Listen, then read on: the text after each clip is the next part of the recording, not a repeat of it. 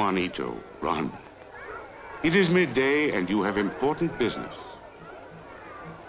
A school is a time for refreshments, for jokes and laughter.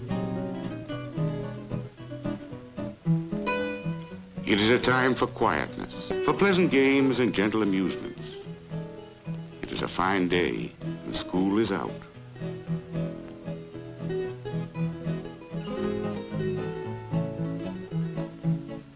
It is a day, Juanito, and you have had your lunch. But your father is hungry. It is for this reason you run, leaving behind the games, the amusements.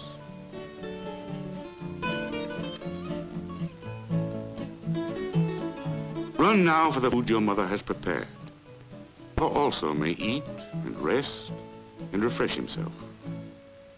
This is the story of Juanito and his father Juan Tomas Garcia, and his mother Maria, his sister Petra, his little brother Jesus, and the baby Conchita.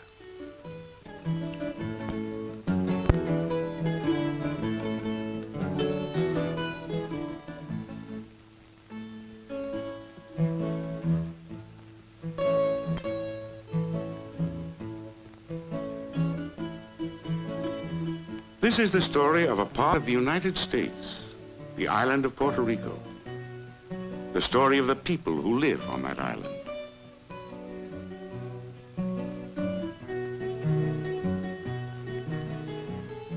This is a land where many live by farming, where a man's living comes from tobacco or coffee or citrus or sugar.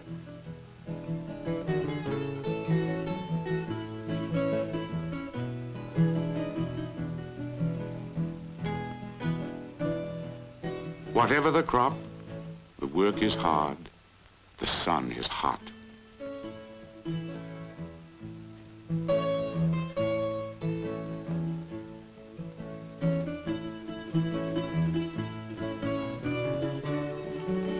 The work is hard, the land is poor.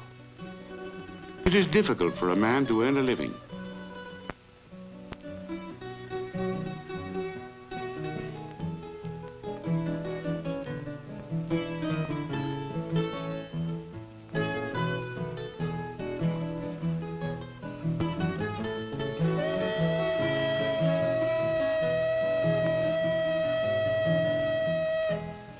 This is the story of how people are, how they act with each other, how they are happy and contented or miserable and afraid, the problems they have.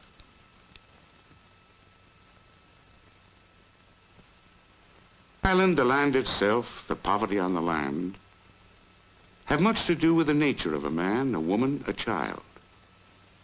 But the nature of people, the way they are, grows out of other things too. It grows out of the feelings a man has. The way he feels toward the men he works with, toward his wife, his children. This is a story of some of those feelings that men and women have. How those feelings affect the children, how they help to mold the way a child grows, the way he develops into a man, the kind of man he will be. It is also the story of children and how they feel, and what the feelings of a child may do to the man or woman that the child will grow into. A child learns to be a man by playing, by imitating in his play the things men do, the way grown-ups act. They pretend to be men because it makes them feel good inside. It makes them feel more like the grown-ups they admire most. They show off as if to say, see what a man I am going to be, and this is good. Because it is in this way that a child learns to be a man.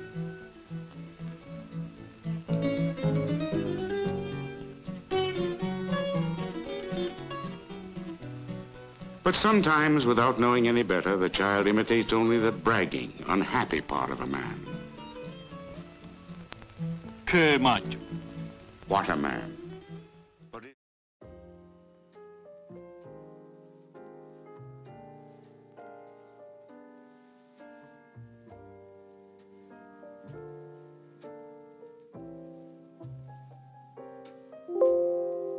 We're doing this again.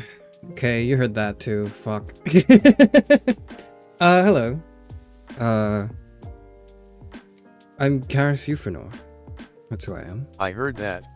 I am the first and last philosopher VTuber. I know you heard that, whatever. Last librarian of Alexandria. LMAO. Hi hey hola Charis. Starting the end in a great manner. I didn't... Great start LMAO. I don't know why things do... Why does it do that? What the hell? Okay, it's because it was already running. Whatever, I double-clicked. My mouse has this thing where it double-clicks. Sometimes. It double-clicks 4% of the time or something. Like, it's gotta be 5% of the time. So I can't ever, like... When I'm demonstrating, I can't be like, hey, look, this is what's happening. And it only just happens occasionally, but when it does happen, it pisses me off. Maybe no scuff for once is a New Year's resolution. I'm too poor for that. You can't put that on me. Like, anyways, hello. Stop complaining for a second, Charis, and get to the main point. Hi. This is the last stream of the year. Kind of has to be, considering how close we are to the beginning of the next year. Does it double click because you cheat at online games? No. No, it doesn't. Because I don't. Anyways, where do I start? Okay, here's where I start. I wasn't gonna do today's stream because what I was gonna do was I was gonna actually go and hang out with some friends for the New Year's countdown, because that's what like normal people do. And I think for a very long time, I had this desire to be like a normal person. and then, like, I think 2-3 days ago, it was like a little bit after Christmas, you know? I just got hit by this wave of existential dread. Hi and that's everyone, a big it's thing nice for to me. know Charis missed us so much he made an impromptu stream so he can be the last and first person we see. That's not what I wanted to do. That's not what this is about. That's not what this is.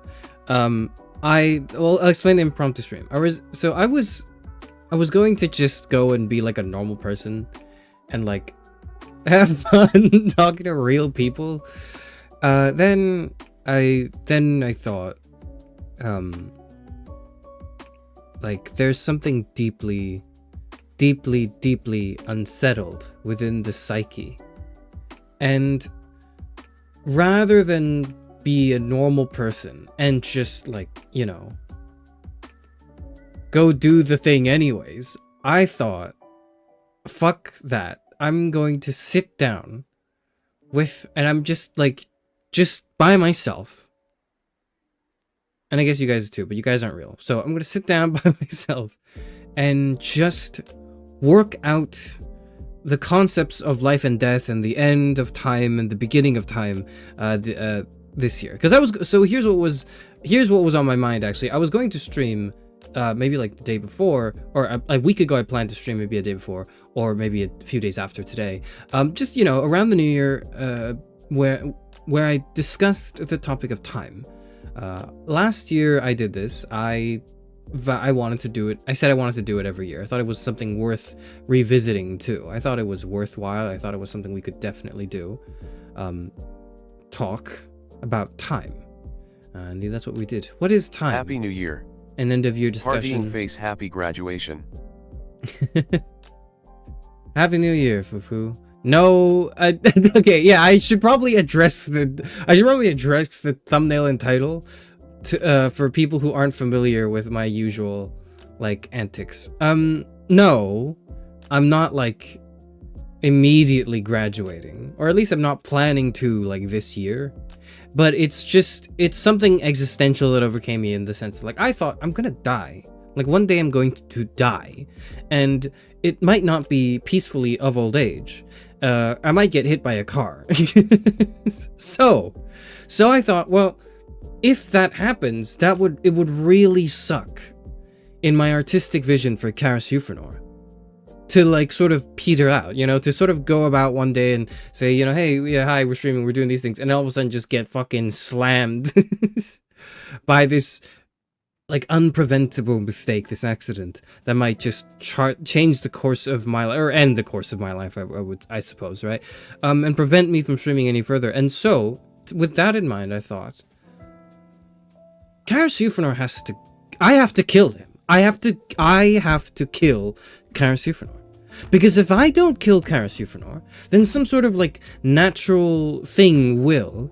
And when that happens, it's incredibly unsatisfying. It breaks the veil. It destroys the artistic intent in this. Because it's sort of like, maybe there's something to be said about the finitudes of life and humanity and the role of an actor in a play, perhaps. But that's not what we're here for. That's not what this is about. No. It's not a peek behind the curtain yet. Not for you. So, is this your plea for help? No. You haven't had your arc yet of being nice to viewers after mistreating them for so long? That's not happening. I don't know what made you think that would be coming in, but no. Hello, do you hate me, Charis? Not in particular, FCF, not in particular. Not really. Are you trying to kill yourself? No, not in that sense. I need to be the one to end Charis Euphranor. It can't be some sort of like everyone. Natural You're disaster. All awesome and New Year'some. Hello, Thomasy. Happy New Year to you as well. I need to be the one to do this, right? I need to be the one who pulls the plug, because if I don't, then some force that does not understand my artistic interpretation will, my artistic like intent, the whole point, which you don't know yet. Because I haven't done it. Like, it's not... I've laid the foundations for the point TM, but I've not actually expunged on it much. Graduating makes my chronic pain act up, my lips lie, but my body cannot. No! Hi, Tia. Don't do that. Don't do that. It's like... Think of it this way. I need to do this so I don't, like... If I don't graduate, like, willingly, then it's because I die from, like, a natural cause. Or something outside of my control takes control of this channel, and there's a sort of self-determination. I love when Chairman talks about his autistic point. 3 happy graduation streams sent. I assure you, this is a very neurotypical point, okay? Lackey, this is a very neurotypical point. Maybe if you don't want Tia to suffer, you should never graduate. Yeah, but like I might die because amidst the infinitudes of philosophy and the world and perhaps being in existence, or arguably maybe not that, and it's the thing beyond that. But within that is a finitude, the finitude of the human spirit, and that means that sometimes people die unscheduled. And by that I mean I've just recently been thinking about getting hit by a car, like, or the possibility of that. You know, I've just really been thinking about it. Okay, I need to give a disclaimer. This is really morbid discussion. But nobody around me died. Like, this isn't me coping with like a real life, like tragedy that's happened. There's nothing that bad. Nothing bad's really happened. This is just sort of like the... You know, I guess when you have 2 philosophy degrees, this is what happens in your brain, is you just start, like, sometimes you just think about dying, right? Especially when it's the end of a year, because that's what I thought this stream thematically would represent. It would represent, like, an end and a beginning, a sort of, like, a death and a rebirth, sort of, maybe. I don't know. You were supposed to be the last lost VTuber. Grow old with me and X. Yeah, so that's like that's the thing. That's the paradox. That the paradox is like, I am a finite being who claims to be infinite. What does that mean? How dare he be so bold, so wise in his actions, and declare amidst the people that he would elevate beyond that, when he himself is merely human. I don't know. I haven't figured it out yet. I'm figuring it out, I assure you. Like, I'll figure it out, but that's what this is. Okay? That's what this is. That's what this is. That's what this is. Just in case, you know, people weren't aware. That's what this is. What a letdown. I was gonna gift a bunch of subs to convince you to play Umineko before you graduate and everything. I don't want your money. I really don't want your money. It's fine. Don't give me your money. Now, then you may ask, but Charis Euphranor, if you're saying you don't want my money, how come there's the option to give you money? Well, if I didn't give you the option... 4524, don't give up just yet. If I didn't give you the option to give me money, how can I tell you not to do it? If I don't present you with the choice, how can you make it? Just don't graduate and you'll outlive us because you're the baby of the group. I'm 60 years old. I'm 60 years old. I'm a grown-ass man. I have grandkids, all right? Whatever.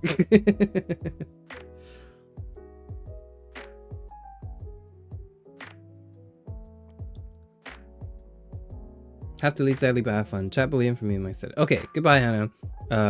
Don't do that. But get out of here. Go do your thing. Go do whatever it is that you're doing.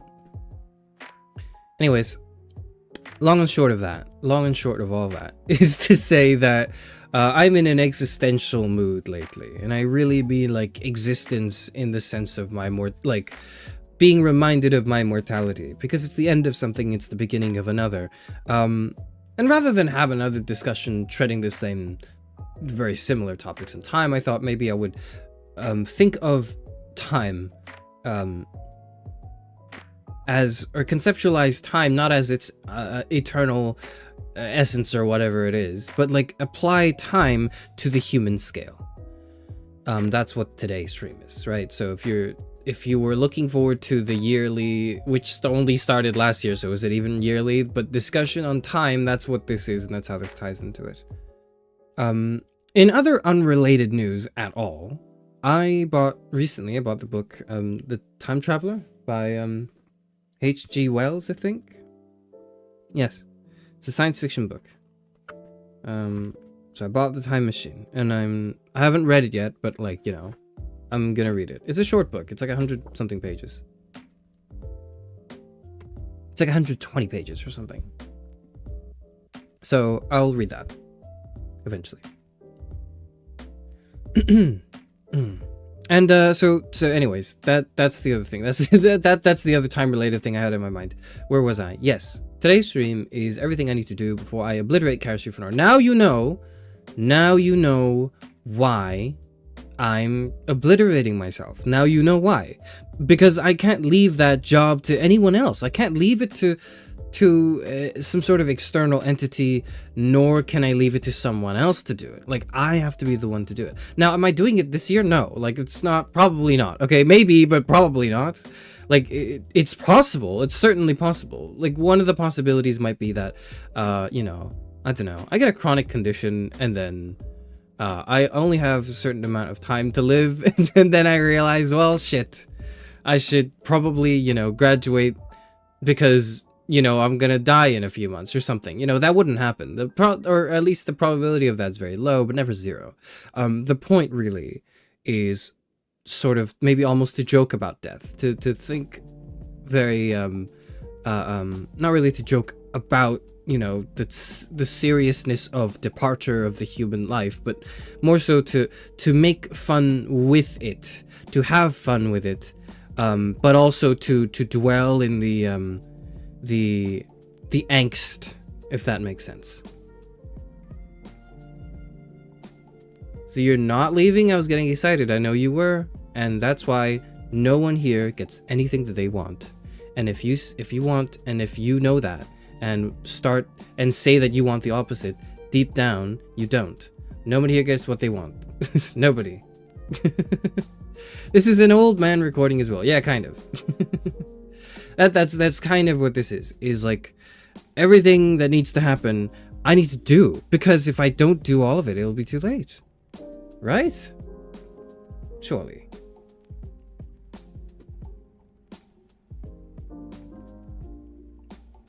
How will you hypothetically kill Charis Euphranor? Would you execute him like in a God of War game, or would you sacrifice himself, or would he sacrifice himself like the little white guy from the Frieza arc?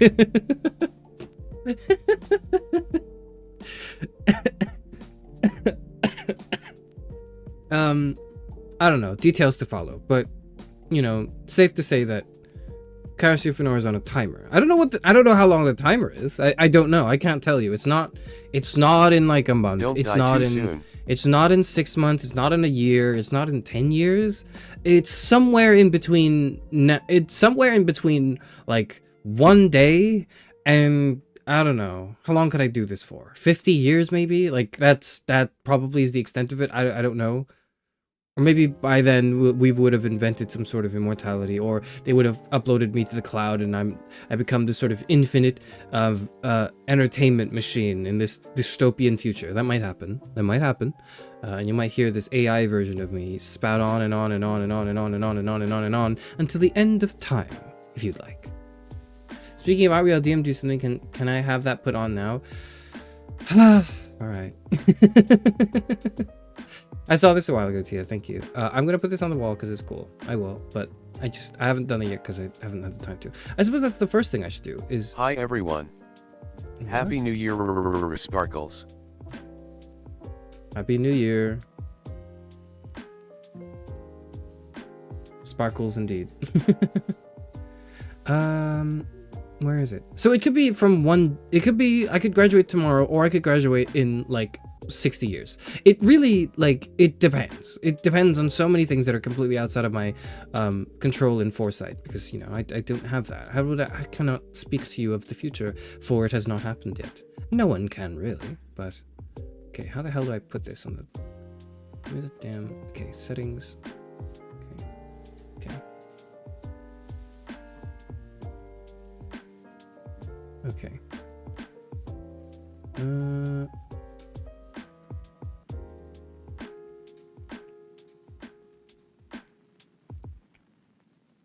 Okay. Where is it?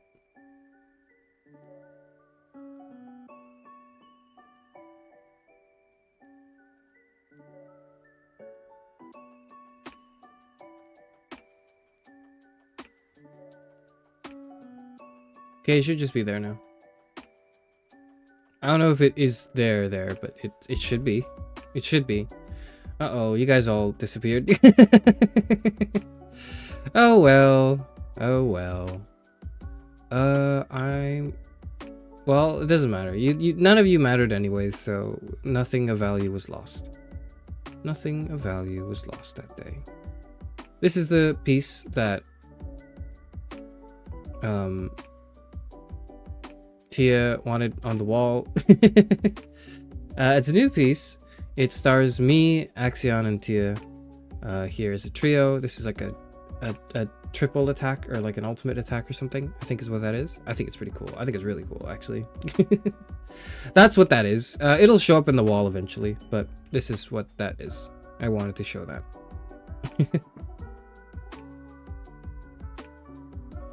Be honest, what's most likely? You get married or you graduate to being up the power washing stream? Why would you think that marriage would stop me from like streaming? Why would marriage stop me from streaming?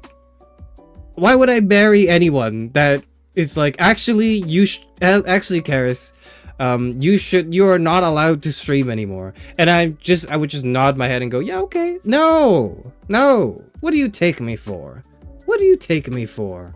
I have free will. I am self-determining. I'm an agent of my own choices.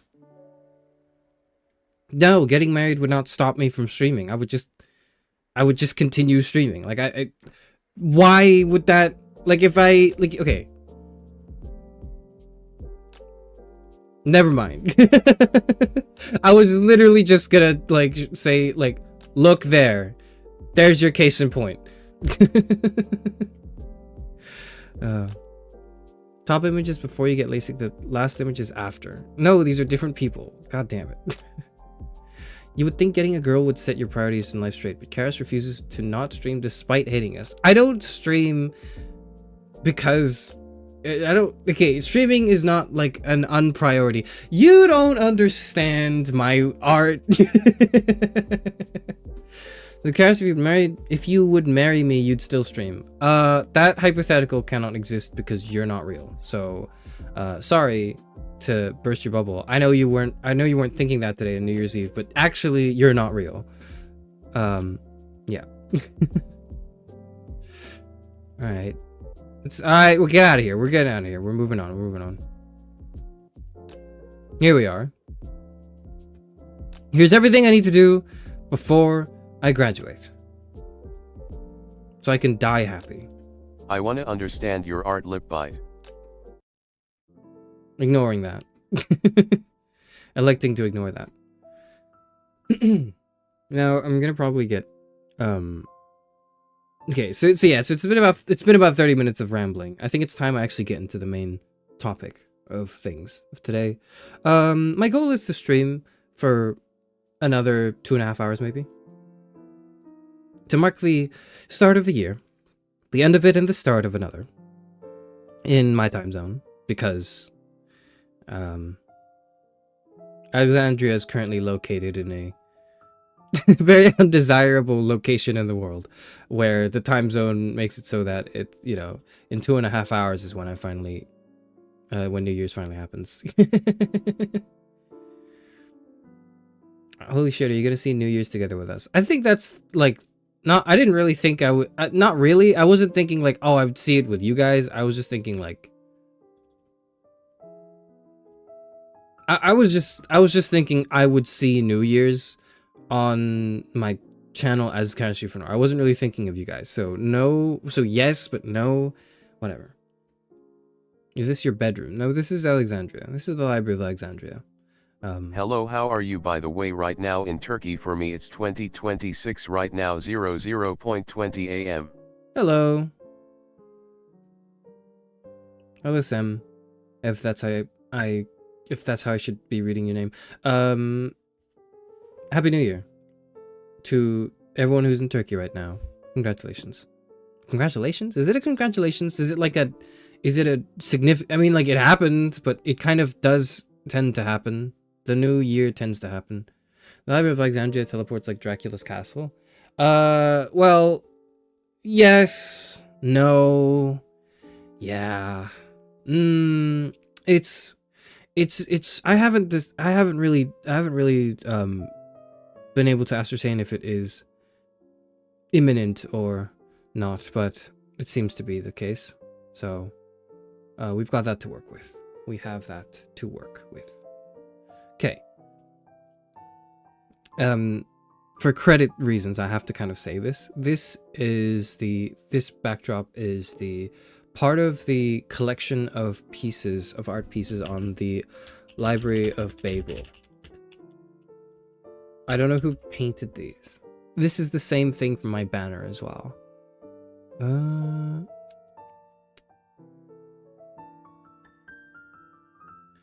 Where is it? French engraver Eric Desmazer, I think is his name. This is his work. Is Eric Desmazer's work.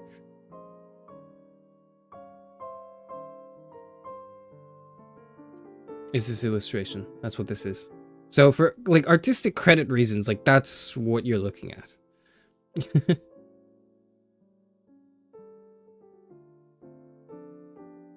You can say you love us sometimes and that you want to see certain holidays with us. I could do that. And because I could do that, but I don't, it makes the choice to not say so more powerful, doesn't it? What the hell? Oh, it's fireworks. Somebody's like, oh god. We've got fireworks outside. Is that my house? Okay. Alright. I was going to make the joke that Charis would rather graduate than play Higurashi on October. Chapter 2 is when it got good. You say that because I just finished Chapter 1. I do have Chapter 2, yes. You can't graduate until you make a Charis Euphranor inspired jewelry line. I don't know if I want to design jewelry. It's just not my thing. I would be happy to consult with someone else who wants to design jewelry based on me. But I don't think I would be the one to do it because I can't, you know. Have you seen my House Flipper streams? I'm not designing shit. Are you gonna play Chapter 2 of Higurashi? No, not soon. Stop asking me. Stop asking me. Whatever. I say that, but like, I looked at my channel and then I saw that my recent, like, in my somewhat recent analytics, right? Like the things people are watching recently have been like the Higurashi streams. So maybe I should stream Higurashi, because that's the shit that people are coming back to. Those are the VODs that people are actually like revisiting or visiting after the fact. So maybe I should do more Higurashi streams, because I'm like a capitalist now, and that's what that word means. Yep, capitalism is when you make money. Oh, capitalism discourse to mark the end of the year? Maybe.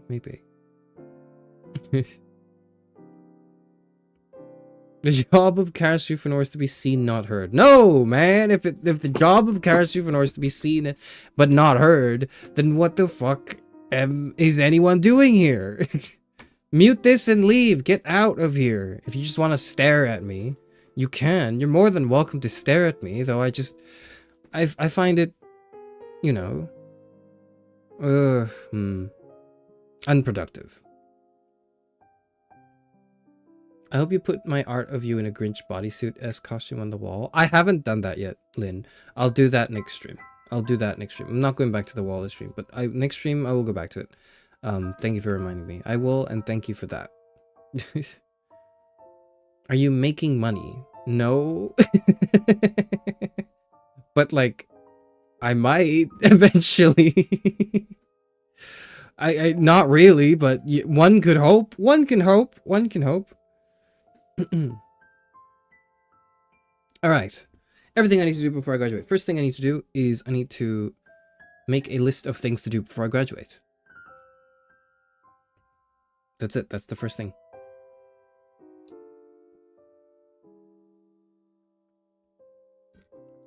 You're a capitalist and not even good at it. True. I'm reminded of the socialism is when the government does stuff. The more stuff it does, the more socialism it is. And when it does a whole bunch of stuff, it's communism.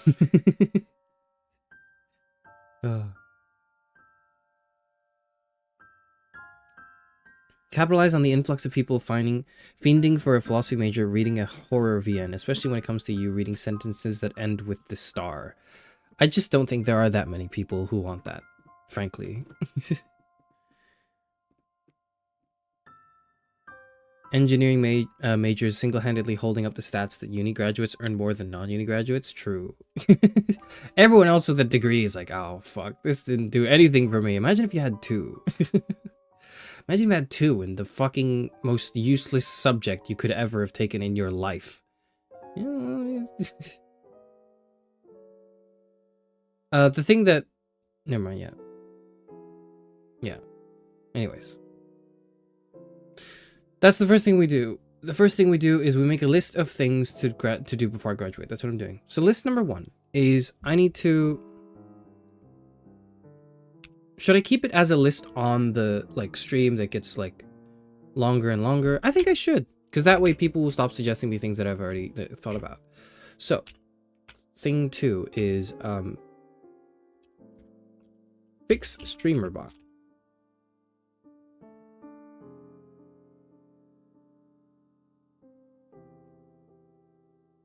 I need to fix streamerbot. Every time I like start a stream,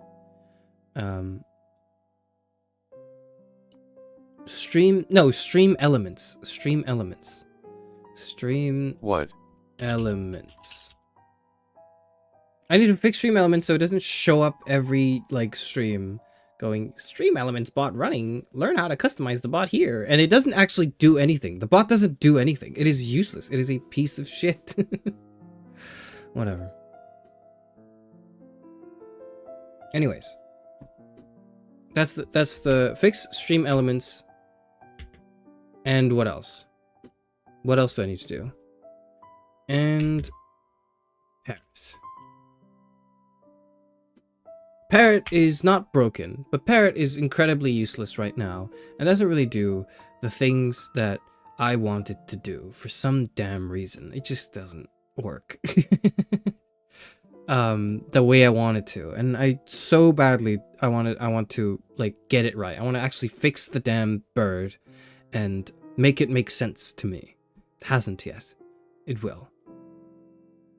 Can you add my next year's resolution of putting money on my card and becoming a member again so I don't forget? I can't do that. But what I can do is, that might help remind you, Tara, is to add Tell chat what you really feel. member content. Tell chat what you really feel. Hello, Gentle. This is how I really feel. I have never lied to chat. I have berated you, I have insulted you time and time again, but I've never lied. I've always been truthful. Anyways, that's the next thing. That's the thing that's worth talking about, maybe, is like, there needs to be member content. And what do I mean by that? I mean, I need to make stuff that a member of this channel can preview, before it's publicly released. I don't want to make anything that will never get publicly released, because I just, I don't want to. I just don't.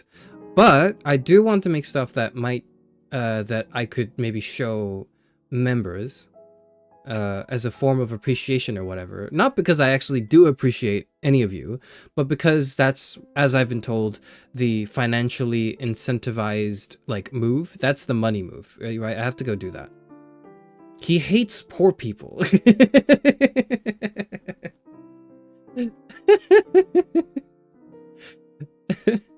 Earlier access to videos, yeah, that pretty much, that's it. Like, I need to make videos that you would want to see, and have it so that members get maybe like a few weeks of early access.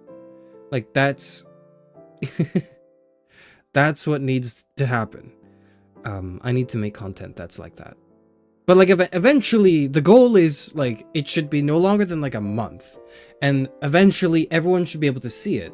But if you're a member, you get to see some stuff earlier. Now, it can't be everything. It has to be only some things. So I'm figuring out what those things are exactly. But we'll see. We'll see.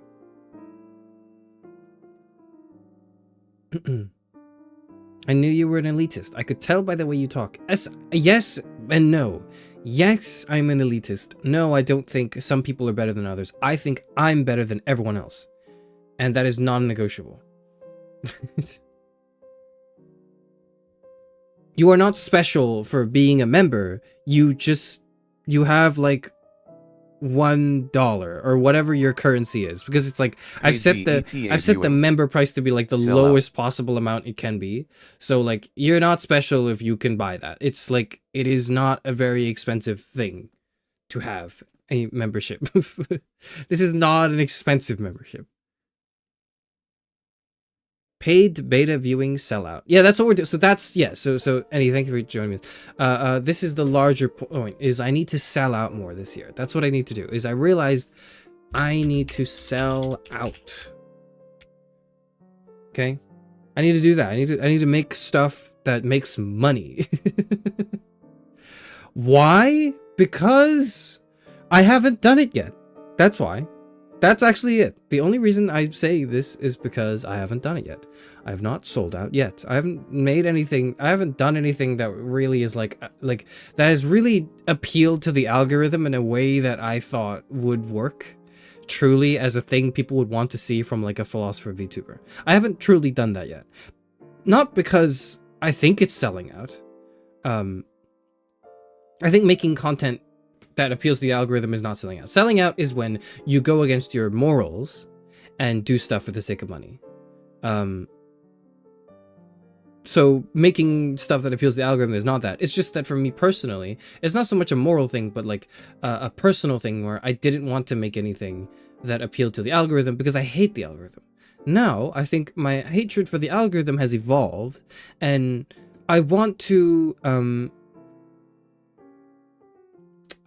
experience it first. I want to say that I have done content before I say that content is not worth doing, if that makes sense.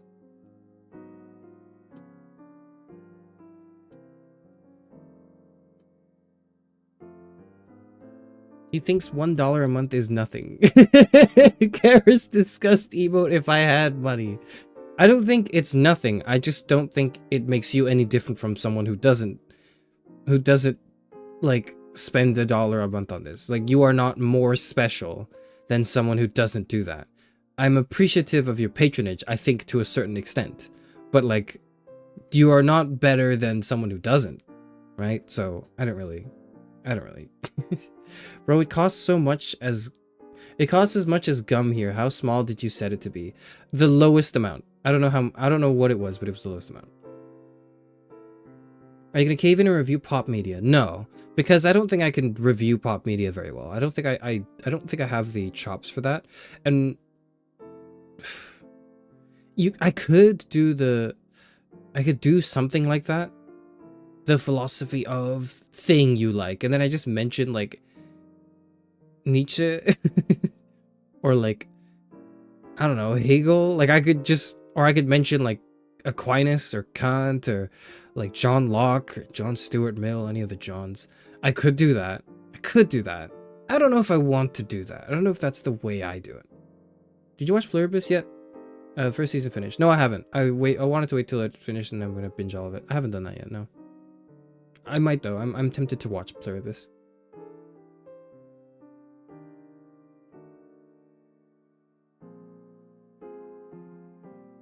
I'd like to think me spending $1 means something. Yeah, spending $1 a month means something. It does, but it like it doesn't insofar that it means like it to me not it's maybe not the same thing, but similarly to like when someone does a good deed. You know, when someone does a good deed, it's like that's good, great, but that's also not your whole existence. I think really what matters is the way you angle your whole existence, and because of that, like I don't really like philanthropy, or I'm really, really skeptical of philanthropic pursuits because, you know, you can be like a super rich and powerful person in this world and have a lot of critique levied against you and the way you handle your employees, and then just donate just a fraction of the wealth you've earned from your capital, and say, look at that, I've done this amazing thing. It's not a little bit of money, it's like millions, it's millions of dollars, you know, to charity. I'm such a good person, you know, and like, I just, you know, like, I don't like the guy who runs Amazon. I don't know if I do. I don't like the people who run things mostly, because I just think that most things are being run cruelly, but that's the point, right? And so what that means is not that when you pay me like $1 for membership, I'm like, you know, I don't care, you suck, like, and I spit on you or whatever. Like, that's not what I mean. What I mean is like, you are not any better than someone who doesn't pay me $1 a month. But are you saying that buying a membership is like giving to charity? It like, I'm not saying it's the same moral, like, it's the same moral equivalent. What I am saying is, it's like, you know, it's a perceived goodness, I suppose, maybe. You set it too small. It's literally 2.5 TL. That's like 0.05 bucks. How does that even work? I don't know how that works. I'm skeptical of I just know that it's the because lowest. It doesn't like, address the root causes of economic strife. Yeah, there you go. Thank you, Tia. That's it. That's exactly it. Yeah. So when you're on YouTube and you set your membership price, there's an option to like choose a standard, and you can click like. And if you click the lowest option, it's not just the lowest option in your currency, it's the lowest option. It displays your currency, but it also displays the lowest option for everyone else's currency, and that differs. So you can buy a lot of memberships, or you can buy membership really cheaply with certain if you like VPN somewhere where currency is different, etc., etc. Right? This is the case for like, I think I'm not sure. I think this is the case for like just all YouTube. But for me, I just set it to the lowest amount because I'm like, you know, I want membership to be free because I want people to be able to use emotes. That's the thing that membership locks, is emote usage, and I don't like that. I want everyone to be able to use emotes, but people can't use emotes. So next best thing is to actually just lower membership. I don't like Bezos. Proceeds to fleece his viewers. A true capitalist would say that your atrocious performance at House Slippers is a service to us, ergo taking money from us is valid. I guess so, yeah. I'm not quite ready to be a true capitalist yet. I'm not very good at it, but you know, I'm trying. I'm trying my best.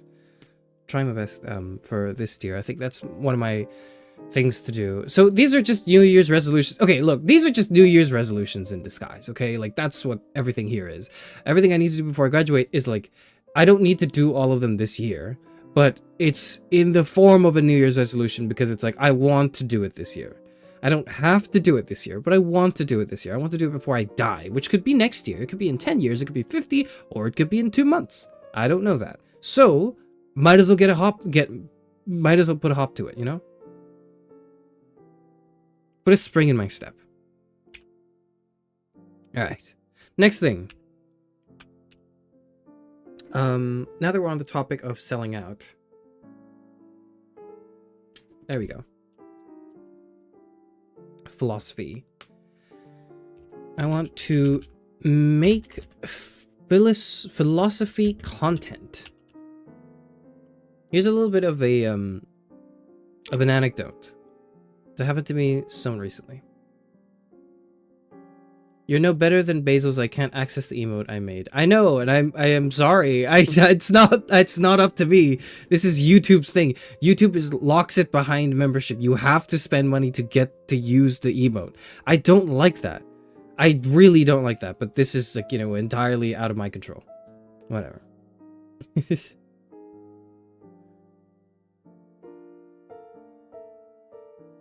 Charis Euphranor plushies. I'm not making plushies. Someone else can make plushies. You can do what you want. I don't, you know, you can do what you want. You can go do your own thing. Just don't use my plushie to promote any like hatred or whatever. Anyways, next goal. I need to make philosophy content. It's been a year and a half. It's been a year and a half. Has it been? Yes, it has. A year and a half since I debuted, and I haven't done shit on my channel for philosophy. What do I mean by that? On my videos tab, there's like my debut, like other than my pre-debut stuff, right? There was my debut cut, which is just my debut stream, but like I edited it down. There's a video on the meaning of life, which sucks ass. Like it's a year and a half old and it's terrible. It's horrible. I'm looking back at this and thinking this is like, okay, some of the thoughts cited is good, but the presentation's really bad. The editing could have been more tight, because it's an edited down version of like a Q&A stream I did. And more importantly, I disagree with it, or at least I think there's more to add to it than that. And if people are clicking on my channel and they're clicking on this 1.5-year-old video of me explaining the meaning of life, they're going to walk away with a misconception of what I actually think the meaning of life is now that I've had more time to reflect on it and think about what I want to say. The trouble is I'm in this indecisive, like, oh, it's not complete yet. You know, I don't want to say everything yet because I haven't completed it yet, which is, you know, the reason why I stream, is so that this forces the perfectionist in my body to like hurl and vomit and curl up and die, right? Because I need to, everything I say right now is immortalized in some way. But because I do it so often, it's like, as long as I just make the next stream a little better, it's okay. It's horrible, you say, my must watch. It's like, it's horrible in the sense that it's just kind of boring, and I meander on some points a bit for a bit too long. And although there might be something you can learn from it, it's not representative of my greater philosophical views. And to have it on the channel is as one of the few, like, when you, like, if someone doesn't know me, they're gonna click on my channel, they're gonna click on my videos, they're gonna see, oh, meaning of life, okay, that should help me familiarize myself with the current Charis Euphranor ethos. And it does not at all. It doesn't at all. This is before I started streaming, this is before I started thinking, this is before I started doing a lot of the things I'm doing right now. So I need to update the meaning of life video, and I need to update my philosophical views, and I need to actually like produce more philosophical views, or at least churn out imitations of philosophical views where I just kind of regurgitate someone else's point, but I put it in a video and in the face of a VTuber, which is much more attractive than a book where there's text that people need to read, because people can't read and people don't want to read. And so I need to do the hard job of reading, but disguising it so that it looks like it's my thing, so that people come back to me and think that these are my sophisticated views. They're not. Not at all, no.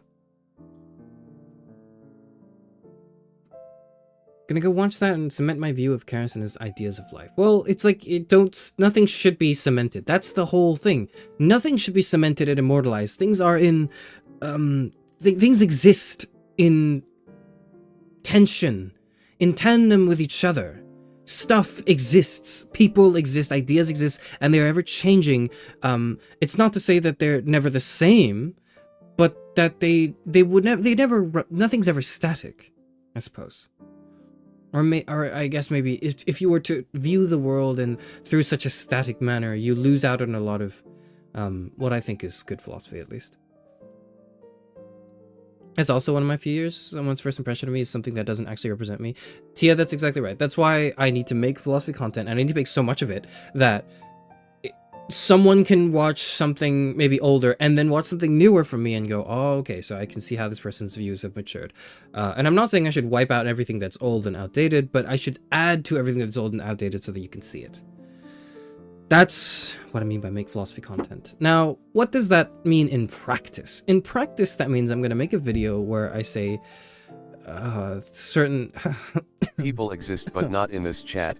No one here is real. That's exactly right, Pola. Thank you for understanding the schedule. This is just, or the set list. That's exactly right. People do exist. It's just that nobody here is real. There you go. What does make philosophy content mean in practice, like on the channel, right? The channel itself. Well, it means I'm gonna make videos about topics that people, like bite-sized topics that people will think, ooh, look, it's knowledge, it's philosophical knowledge, I want philosophical knowledge, and they're gonna and I'm gonna go, here comes the airplane, woo, and they're gonna go, oh my god, I love philosophy content, I'm a big fan of philosophy, rather than do what I'm doing right now, which is just actually actively going on strike and refusing to make anything, because I just don't believe that's the way philosophy should be done. I'm going for the foreseeable future to entertain the other side, so to speak, and to make content. That's what I will do. I will make content because people want content. People do not want to experience the true, like, difficulty of sitting down and like just not knowing what the answer to something is and just sitting there thinking about the question. They don't want that. They don't want that. Okay, nobody wants that. We don't want questions, we want answers. We want answers. And if we want questions, it's only because we want the answers after that. That's all it is. It's always answers, answers, answers, answers. It always has to end in an answer. And for the longest time, I refused this. I have said no. I will not give you an answer. I will make you ask questions. But that is not very popular, and people don't give a shit. So, so my new strategy now, making people choke on critical thinking. That's not what I mean. My new strategy now is I am going to make this content. I'm going to make content. I'm going to make stuff that is easy to consume and digest. I'm going to entertain pop philosophy ideas. I'm going to talk about the trolley problem. That's what I'll do. I'll fucking talk about the trolley problem. I hate the trolley problem. I hate the trolley problem. Well, you want to know why I hate? Do you want to know why I hate the trolley problem? Do you want to know why I hate the trolley problem? I hate the trolley problem because 95% of everyone who talks about the trolley problem doesn't actually know that it came from a paper by this person called Philippa Foot discussing the ethics of abortion. Nobody even knows that. It's so far removed from its original context. Why? Because, like, who cares? Class of 09, my only exposure to you was the Elden Ring clip you fought the Bell enemy, so I almost clicked don't recommended channel. I need to, like, remove that, too. Because, like, nobody watches me for Elden Ring. Like, why do I have a short for, like, me dying in, like, an Elden... Granted, it's kind of funny, but, like, anyways, like, people's impressions of me are not based on what I think their impressions of me should be. And your impression of me should be it should be, what should it be? It should be a subversion of something that exists. But I can't subvert your expectations if you don't have any expectations in the first place to subvert. Does that make sense? So, to the gambit to make more philosophy content is to set up that expectation first, so I can then subvert it. What does that mean? I need to talk about the goddamn trolley problem. That's what oh, shit, that's my...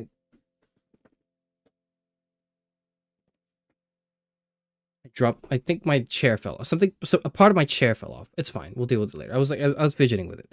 Sorry.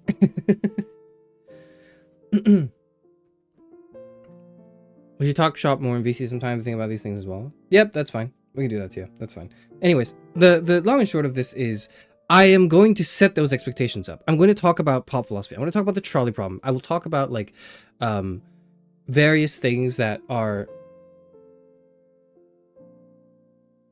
not indicative of my approach to philosophy, but just merely things that promote philosophy itself.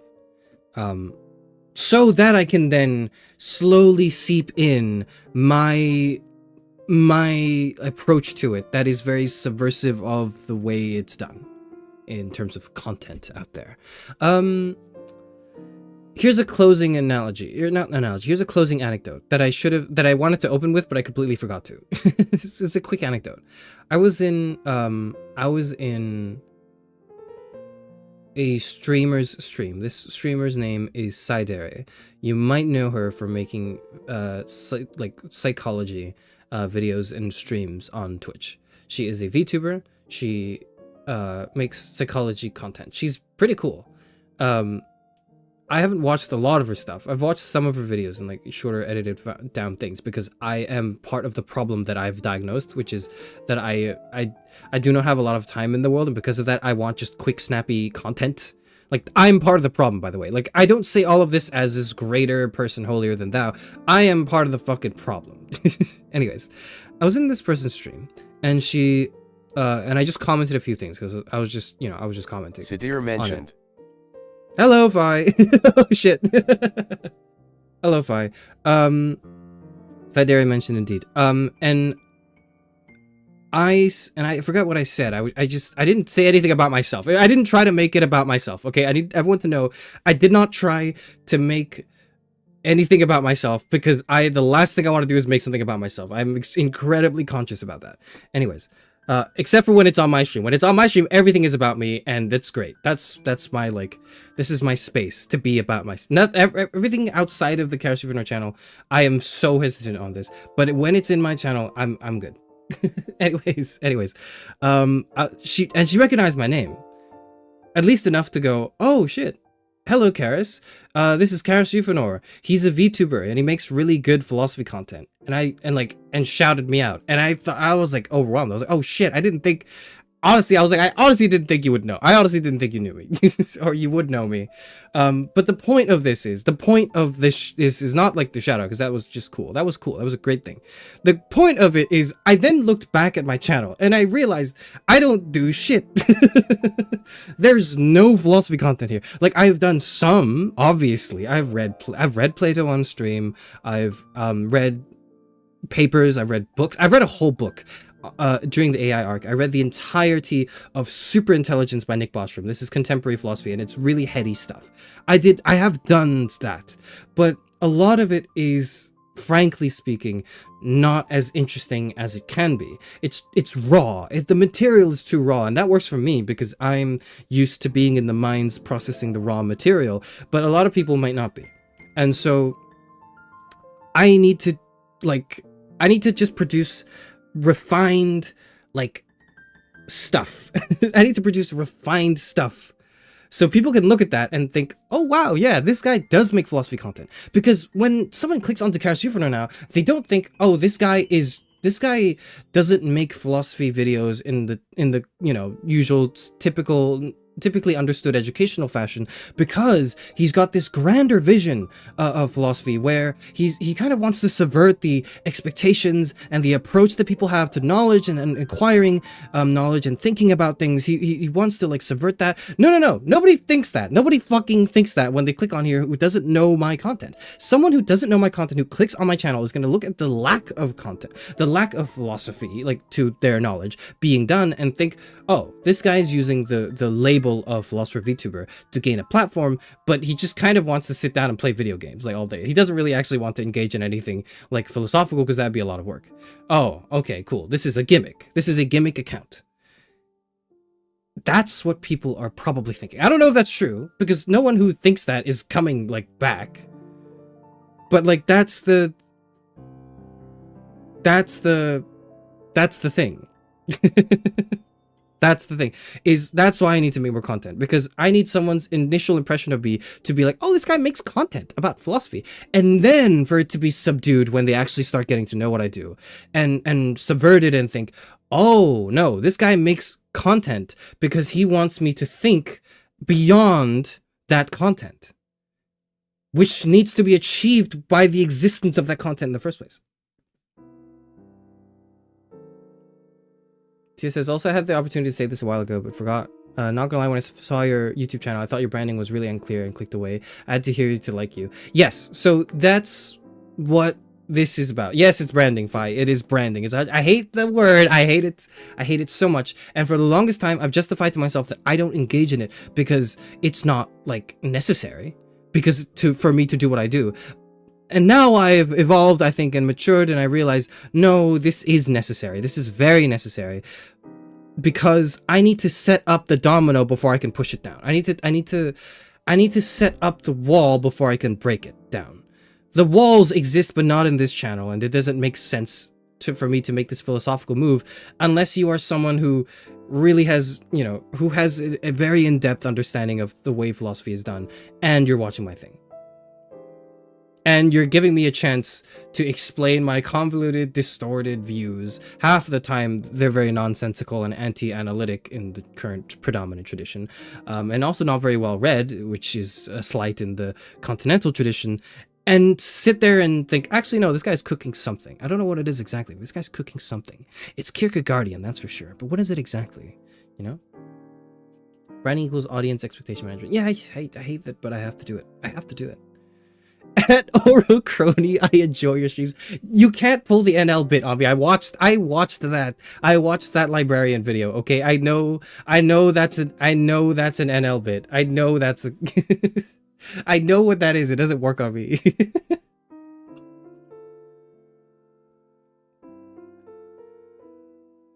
That's why Charis is philosophical, but he's not a philosopher. He has been failing at the spread of philosophy. No. I am a philosopher VTuber, not a philosopher VTuber, not a philosophy VTuber.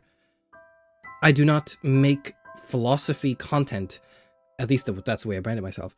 I act like someone who could make philosophy content and chooses, in this case, not to, because making philosophy content goes against the philosophy of this particular philosopher. But you, as the audience, cannot understand that if you take one look at the channel and think, this guy's not cooking anything.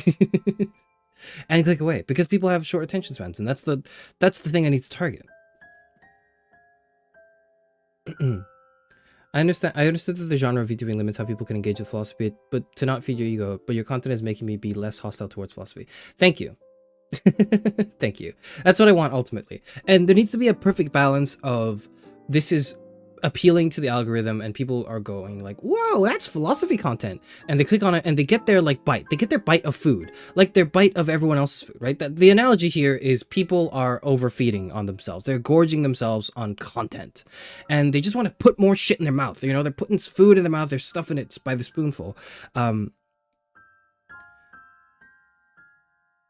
I need to remove stuff from these people's mouths so they can start chewing. But I can't do that by going up to them and going like, you have too much food in your mouth and I'm removing some right now, because they're gonna go, no, my food, you're taking my food away from me. How could you take my food away from me?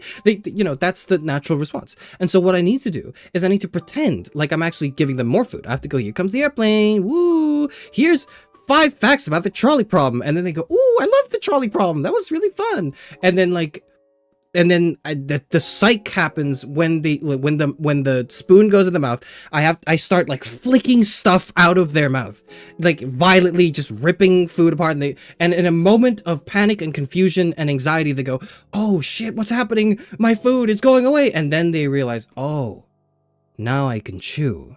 Thank you. I didn't know I needed that. That's what I need to do. And to do that, to remove food from people's mouths because they have too much of it, I need to make more food. I need to cook.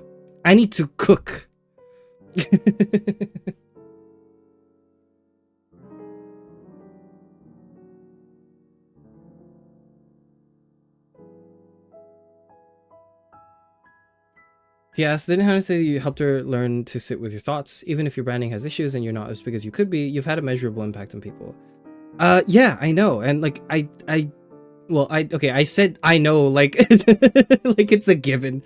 No, I know in the sense that like that's why I like what I'm doing. That's why I think this is great.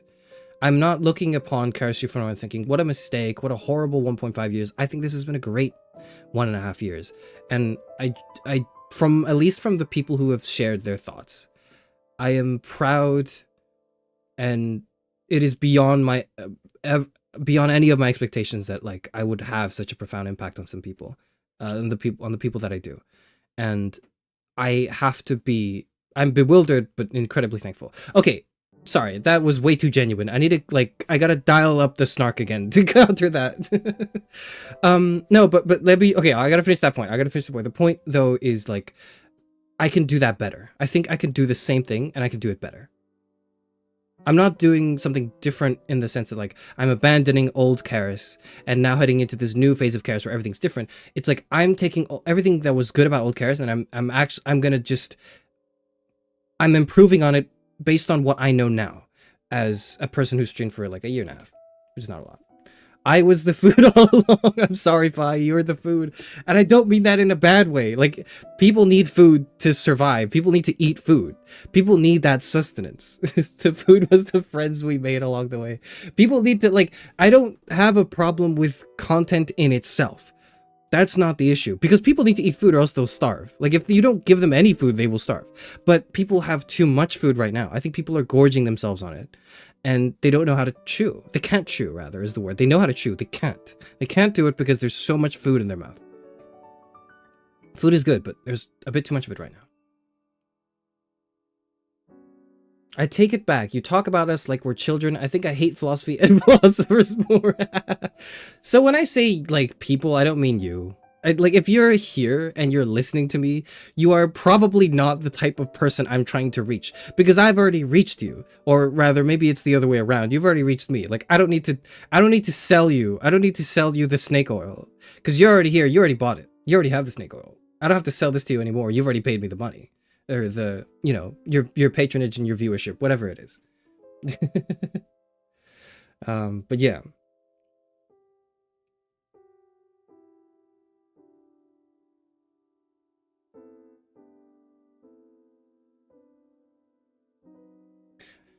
Well, says, I'm often a lurker on your streams, but I really love tuning in or watching your VODs because the style of your stream is just so contrasting to other loud YouTubers with a short attention span audience. That is the goal, ultimately. It's not just, like, that it's different, but it's, like, it's not just that I'm different. It's that I am hostile. I'm, like, hostile. Like, I am hostile towards the, like, reward system, the reward system, what's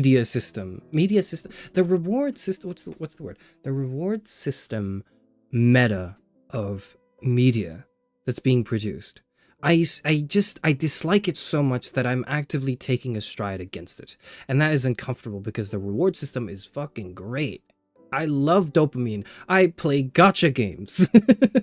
I know how great that is. I think 5 things about the trolley problem has insane clickbait potential for your goals. It does, and that's why I'm saying it now, like, out loud, because if I say it out loud now, you hear it, everyone here hears it, everyone now has to hold me accountable to make it, because I actually think it has so much clickbait potential.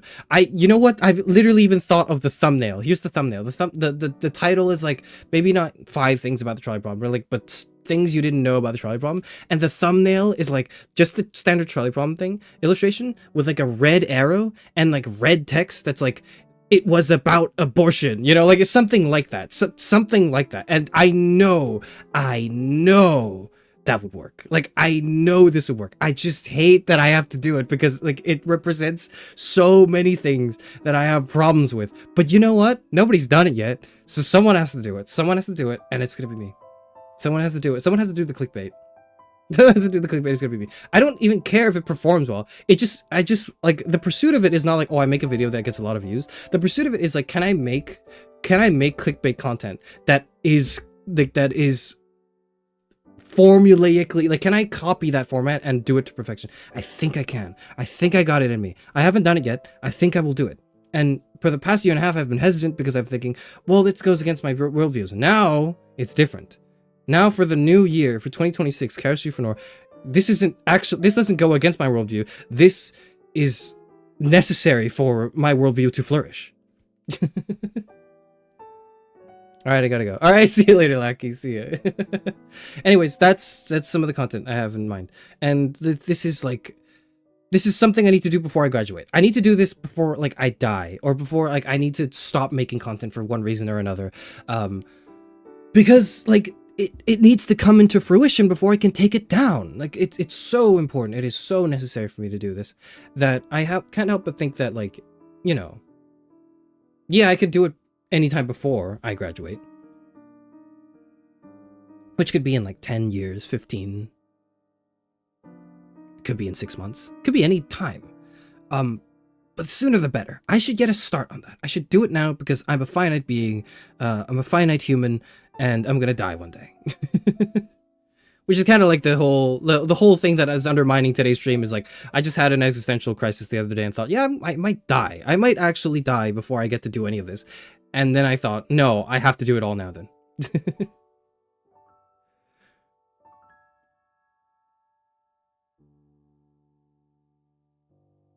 Have to go watch fireworks now. See ya. All right, see you later, FCF. See ya. Yes, go touch grass. That's good. Go do anything but watch a VTuber stream right now. Like, leave. Get out of here. Celebrate with your, like, friends and family. Or, you know, just anyone else. Or alone. Or go celebrate alone. But just, like, stay away from content. Stay away from those horrid, like, terrible VTubers. Stay away from those. like Charis Euphranor, who promises one thing and lies and gives you another. I might die is the animating motivation behind my channel. It's a little, well, I was gonna say it's a little existential, but it's very existential. That's the thing. That's the driving force. That's why we do anything, is because there's a finitude. I can't die until I finish talking about biology. That's why we love you, Fi. that's why I like what you're doing. That's why I like what you're cooking, even though I don't understand most of it. Is because, like, that's the existential motivation in the soul. That's like, like, something's gotta keep this engine pumping. Interesting that you've just gotten on board with something that's been part of my outlook on life and business for a long time. So the thing is, I've gotten on board with it because I have found a new way to hate it. And I don't mean to disagree with you so fiercely on the grounds that, like, your view is not as, you know, sophisticated or whatever as mine. That's not what I'm trying to imply or say. But what I am saying is, I need to do this so I can tell people that this is not what it's about. You know, that's the goal of content. Okay, now I need to add, like, brackets in content and in philosophy to make it clear that that's what I mean. Okay, there you go. That's it. That's the main, I suppose that's, like, probably it for philosophy content. That's the struggle. That's the goal. That's that's going to be the thesis for everything going forward. If you see an upload from me, that's what that is. It's me making content that I don't disagree with on principle or whatever, but I think there should be more to than just that. It is necessary to prop this up before I take it down. Let's say if you're 5 uploads into the philosophy content flow, if someone leaves a long comment about how it is slop, would you fight us on it or would you stew on it? I would probably, if someone critiqued it and said it was slop and no further than that, I would ignore it because that's not very, like, interesting. Like, that's not an interesting comment. It's just someone saying, like, I don't like it. It's bad. but in 2020s, like, young people speak, it's slop. It's philosophy slop. You know, like, if someone does that, it's not worth engaging with. If someone says it's slop and elaborates on why it's slop in a way that is, you know, critical of content in general and the content cycle and things like that, I would just heart it. Like, I would probably just heart it and leave it be. I wouldn't respond to it, but I would highlight it. If someone does that and uses it as a point to further, like, critique me as a person or something, maybe not as a person, but if someone does it but incorrectly, I would fight them on it. I would correct them. If someone critiques my content incorrectly, I might fight them on it. It depends. It depends on how I feel about it, honestly. How about archived music? That's a different thing. And anti-content is right, Fi. Exactly. Okay. This is something I guess I could bring up. Yeah. Music. I need to do this before I die. Now, it's not going to be this year. This is going to be further off from the scope of things right now. So, don't expect to see it this year at all. But, maybe, hold on.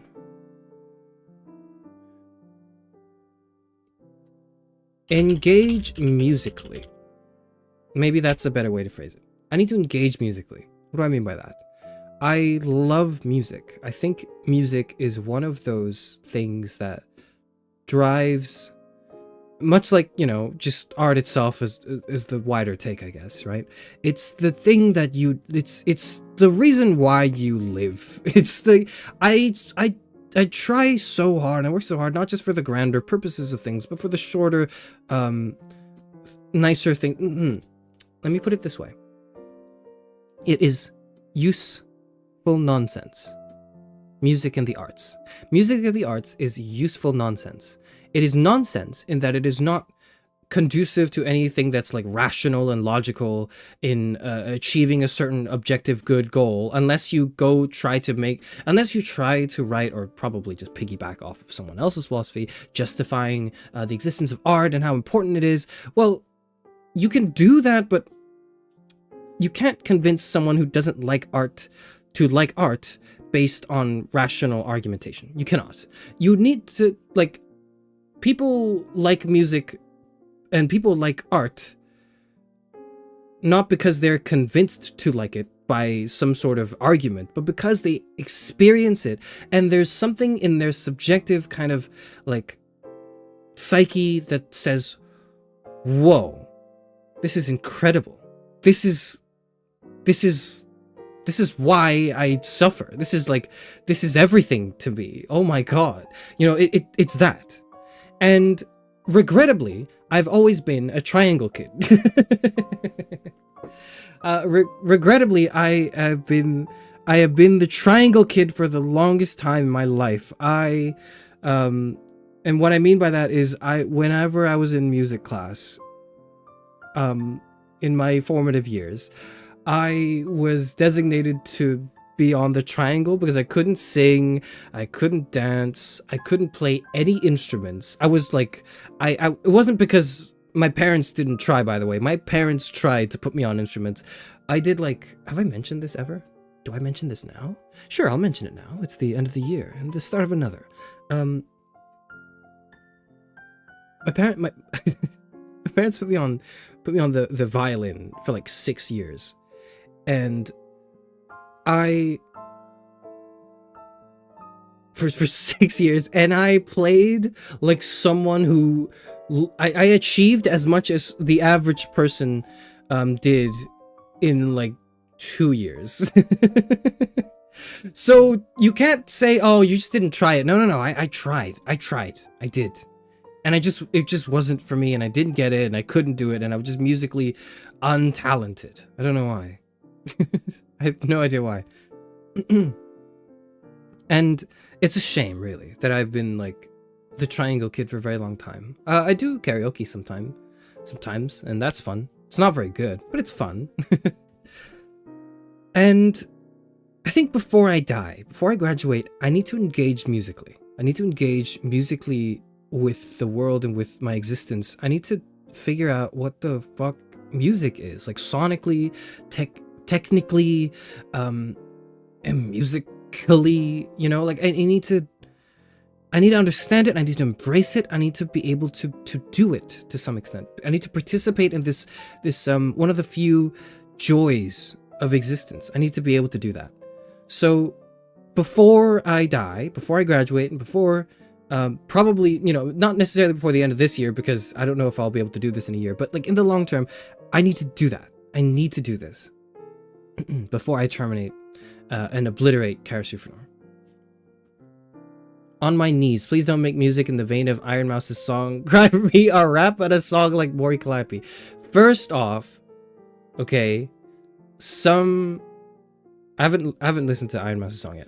First off, some VTuber music can be good, and I like some tracks from Mori Calliope. Okay, I said it. I like some tracks from Mori Calliope. I know it is. I know it's fun to hate on Mori. It is fun to hate on Mori. I get it. I get the memes on it, but I do like some of the tracks. I won't tell you because I don't want to derail too much into a discussion. But I really liked what was the one? I really resonate. Okay, I didn't like it in the sense like I feel like sonically it wasn't as interesting as I wanted it to be, but I think the Off With Their Heads resonated with me a bit more than I thought it would.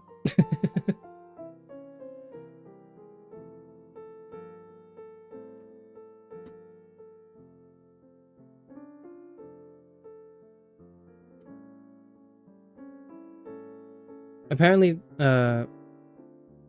okay. Apparently, Fi said that playing music you compose makes you feel naked, and that's such a mood. All art is kind of like that. Art is vulnerable. Yeah, I think I don't know if I can experience that yet, but hearing myself sing is super vulnerable for sure. I hate that. I don't hate it. I don't hate hearing myself sing. I've just a relentless critique of myself whenever I do.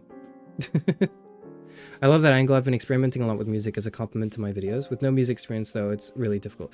It is. Like, I think the closest I've had to, like, engaging musically with stuff is editing videos to music or using music in video editing, which is where what I've done. Like, what I've done. Sorry. Which is what I've done. I think, like, prior to Charis Euphranor, I had a little bit of experience video editing and, like, just, you know, just nothing serious, but you know, I've done a little bit of video editing, and to me the most interesting, one of the most difficult but also really fun things to do is to find like the perfect song to put onto like a section of a video, and to just like set the volume sliders in a way that has it fade in and out, and have like the rhythm of the music match like the rhythm of the talking, and then having like the music crescendo with the crescendo of the talking, and like you can maybe see a bit of that in like the video I did recently. Not recently. The video I did 6 months ago, the Runaway Parrot log. That one I had a lot of fun doing that and doing the music of it. Okay, you know what? I just have to show you, I think. I'll show you briefly. It's like a minute and a half. It's a minute and a half, okay? It's a minute and a half.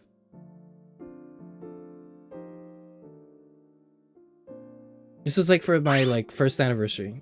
I made a video for my first anniversary teasing like the theme of it, and that's what this is. And I used and I loved the musicality of it, I guess. Hold on, can I like let's see.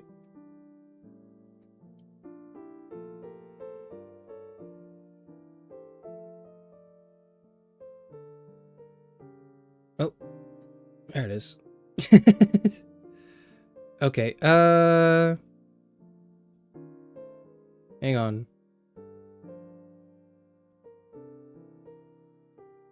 Shit. It's too far up, it's too far up. It's gotta be here. Okay. Okay, hold on. Nope. Okay. Hold on, I've got it. I'm getting it. Okay, I'm getting it. Okay. Hold on, we're getting there. Wait for it. Wait for it. Okay, we've got it. We're a React channel now. Hold on, where is it? I'm reacting to my own content. What for? I didn't ask you to do that. Not that I mind. What, you thought I'd be afraid of going on record to say that you're replaceable? You're nothing. Fuck you, asshole. Unoriginal. Any teenager with internet access could have said the same thing. Now they're less annoying and more useful. Which reminds me, what is it that you do exactly? I read all the live comments, the shit that you don't want to. And you can't even do that right. Go ahead. YAOI. YAOI. It's Yowie, motherfucker. The people are obsessed with it. Any VTuber worth their salt has to know. Not that it's anything you could learn. You're a machine with no feelings and inner thought. No. Worse, you don't even have the consistency. The default Twitch bot could do better. But you don't stream on Twitch. You keep interrupting me, so now I don't even remember what I was going to say. This was one of my first impressions of you. Oh no, I do. Very interesting You're unremarkable. experience. I apologize. You know why I call you Paris? Because Because you look nothing like one. I apologize You if have this no is your color, first impression no of me. personality, no iconic features. You're boring. Because it's Cruel true, but it's irony like that the this needs a little bit of remarkable easing into. One thing crows are known for having is so sorely lacking in you.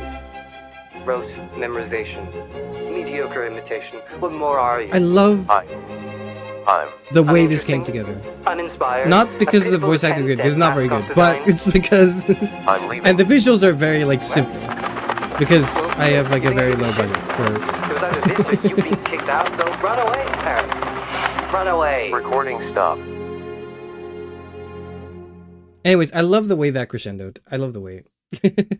Voice works pretty good, thank you. I tried really hard, and I just don't think it was as good as it could have been, but you know what? I did it. I did it. That's what matters, is I did it. What the hell? Okay, let's come back. Let's bring that back. It's peak, thank you. It's personality voice, thank you, thank you, thank you. But yes, like, so sorry, to come back to my main point that I was making. I love the musicality of the work I do.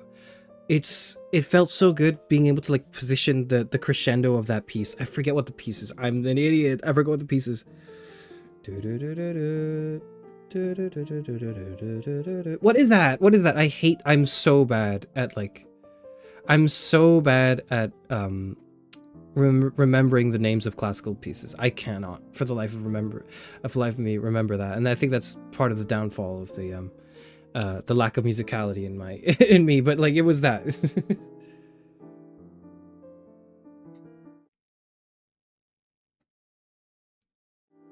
I don't know why my music paused there. I'm just like I'm stretching right now. Yeah, okay.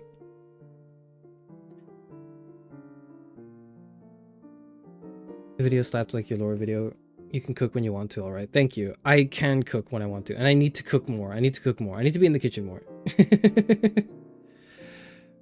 My favorite detail in the CG is Parrot carrying a suitcase twice the size. Yeah, it all came together, and I really enjoyed all of it. I'm not very, and I like, here's the thing. I wish I could do that without having to use other people's music, or like without having to just take other people's music. I wish I could create music that, maybe not create music necessarily, but like I wish I could engage musically so that I don't necessarily have to just find the perfect piece to put onto something that I'm doing, but be able to maybe even mash up different pieces and like, you know, mix them in a way that works for the emotional scene of it. Because right now, because of my musical limitation, I script things around the songs or around the music that I use. What do I mean by that? I mean, like, rather than edit the music around the content, I structure my content around the music because I can't edit the music. If you've noticed, you've probably noticed, but in that video, I did not edit that track at all. I just played it at a certain point and I had it fade in. That was all it was. I didn't like cut in and out of a piece. I just kind of timed the crescendo to like the crescendo of the video, and like just hoped that the beginning would work too, and it did, and then I just adjusted the volume. I didn't really mix it much. I didn't really do anything with it. Which is to say that if I could do that, I could do so much more. I'm obsessed with trailers. There was a phase of my life where I was super obsessed with like the way trailers were edited, and I love a good trailer. And you know, I would do like a whole stream on this where I just reacted to different trailers to things. And like unironically, till this day, from all the video game trailers I've ever seen, and I'm so sorry that you have to hear this from me and like think that's it, I'm gonna stop watching this guy now. This is where your opinion of me goes down, okay? But like I genuinely think the greatest piece of like a game trailer that's ever been made and composed is like a Genshin Impact version trailer. It's like, and I felt this for years. This is my truth. This is my hot take. This is my truth now. No game trailer has ever been edited and polished and composed as well as like a specific Genshin Impact trailer. It couldn't be lower. I stand corrected. There you go. That's your lower opinion of me. It's like, I genuinely believe this. I genuinely believe this too. I actually do, and that's why it's so bad. I'm not saying this for like a bit. I'm not saying this to anger you intentionally for engagement. I really do think this. And I thought, when I first watched it, I was like, well, okay, this is really good, but surely they're like, you know, and I'm floored by it, and I was tempted to say, wow, this is incredible. It's the greatest thing I've ever seen. But I was like, I could definitely see like the existence of a better game trailer somewhere, right? And it's been like, I think 3 years since that trailer dropped, 3-4 years. And I've obsessively watched so many game trailers for different games, and none of them have come close. That's a funny way to say Breath of the Wild E3 2016. Okay, Breath of the Wild E3 2016 is up in my 10. The way I rate these is like, there's a 10 out of 10 zone, and everything in the 10 out of 10 zone is out of order. If it reaches that tier, it's in that tier, and Breath of the Wild E3 2016 is in that tier. I think I want to say the first Tears of the Kingdom teaser as well, I would put up there. I love that one. I love that one to bits. I feel that, Fire, you're saying, I feel the same way about lyricism of individual sentences. There's like, yeah, there's a certain like rhyme and rhythm and poetry that goes into just writing, like, into writing scripted videos even, that I think some YouTubers I watch do have and some don't, and it's not really talked about, but there's like a cadence, there's a tone, there's a rhythm that all goes into it. But when you can write your own voice, and you're able to, not like just the way it sounds, and I am lacking this is why I am sonically lacking, and why I am frustrated that I am sonically lacking, because I wish I could describe to you what I'm trying to say in my head. But essentially, a lot of work goes into saying a sentence, and saying it well, and being able to like pace yourself in your speech to deliver upon ideas, not even just ideas, but like ideas and like thoughts and feelings and all of that is so integral to like basic communication between people, that I think is underappreciated in good YouTube videos. I can't really go beyond that. Also, the Three Houses first trailer, I don't know, the first Three Houses trailer was kind of bad to me. I didn't think it was that good. We can debate on that. We can debate on it later.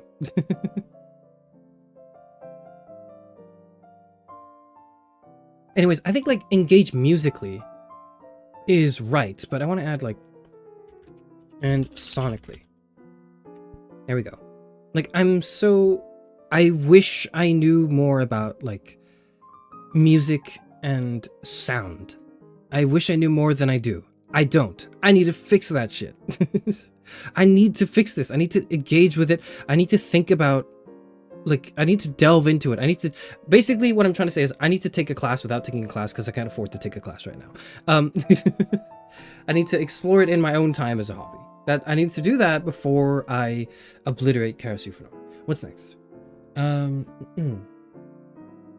mentioned 3D earlier. I forget where. I think it was Tia. I think you mentioned 3D.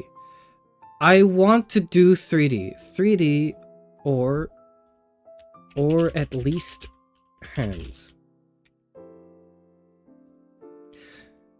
Too long have I suffered trying to explain my points. I'm doing it right now. I'm moving my hands. I'm moving my arms around, flailing about in my room, and you can't see them. I need you to see my hand movements and how erratic I am when I'm trying to explain something.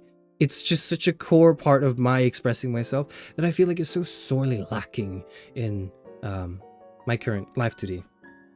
It's sad, but I'll figure it out. Okay, this is a longer term thing. This is a longer term thing because this is like a budgetary issue more than anything.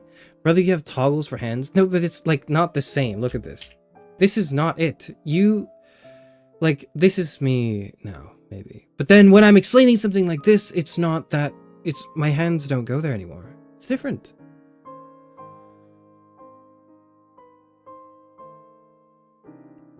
The YouTuber Maxor is a way of structuring his jokes to sound profound. The only problem is his editing makes me feel like I grew it with every view. I love Maxor. I love Maxor. I adore Maxor, and I actually think that his editing has grown on me as like a sort of like an extreme take of like the rapid, like short attention span content. And in some ways, I don't know if it satirizes it, because I think satire needs to have a purpose. Satire needs to have some intent. And I think the intent so far mostly has just been he enjoys editing in that way, rather than like a greater critique of it. And he does so artfully too. But you know, I would say it's art. I would say that Maxor's editing is art. It is artistically like fulfilling to watch his editing, because it's not just 10,000 things on the screen at once. It's like 7, 8 things on the screen at once at a given moment, where there's a punchline to be hit, accompanied by a sound effect and like a sort of rapid degradation and then reversion of like the colors of the screen. And it's so insane how that all comes together in this punchy way, because it's not just noise. It is not just noise. It might sound like just noise the first 5 videos you watch from him, but then after that you begin to see that like this is, you can't just create this, is what I'm trying to say. You can't just make a Maxor video. No one can make a Maxor video like Maxor. Maxor makes a Maxor video the way only Maxor can. Nobody else can edit like that. I strive to reach an aesthetic point similar to that, not in terms of its style and structure. God knows I do not want to edit 5 memes into one punchline every 2 seconds and like just absolutely blast everyone's eyes. That's not what I want to do. But I want to create my things, my content, in a way that makes you think, wow, no one could do this other than Charis Euphranor. This is exclusively like a Charis Euphranor thing. That's how unique this feels to me. Even if it is not true, it should feel that way, right? As far as I'm concerned, maybe there's someone else who can edit like Maxor, who can make videos like Maxor, who is not making videos like Maxor, or maybe has made videos, but I just haven't seen them yet, right? I don't know that. But in my head, I just think like, wow, nobody can do this. I need to have that effect on other people. I feel like I could do it, but I'm not there yet. That's what I feel. Are we going to watch another Maxor video again? No, we're not. We're not reacting any more than necessary for today's stream. I do too much reacting. it's bad for me. All right. So anyways, back to the thing I was saying earlier, 3D. I want 3D, and I want at least my hands to be 3D. I don't know how this will work, and this is going to be budgetary. And I don't think it's happening this year, but it's going to happen eventually, okay? It's going to happen eventually before I die. Or not, tragically. Because this is one of those longer things that I don't think is something that can be achieved in a short period of time in the current span of everything that's going on in my life right now. Don't think I could do this, but eventually.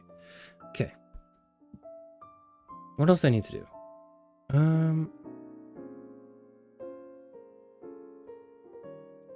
Make ASMR. And have everyone no, hold on. Make ASMR that subverts,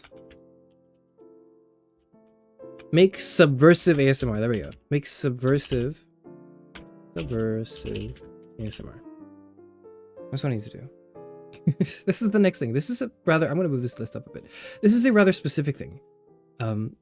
This is a rather specific thing, and this is not, this is an artistic pursuit. This is entirely like, it went from like a fuck, I'm not doing that, to like a, you know what, I actually think there's something interesting here that can be done.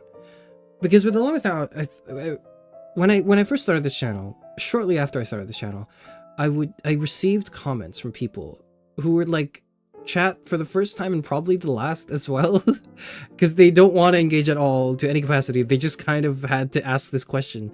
They would go, Charis Euphranor, hi, big fan or whatever, and then they would go, can you make ASMR content? And my gut instinct, or my like knee-jerk reaction was like, no. Absolutely not. But then in my head, I had to kind of gently decline and go, no, thank you. That's not really my thing. Because when I thought of ASMR content, I was thinking of the content. Oh man, I hate that word and I keep using it. I was thinking of ASMR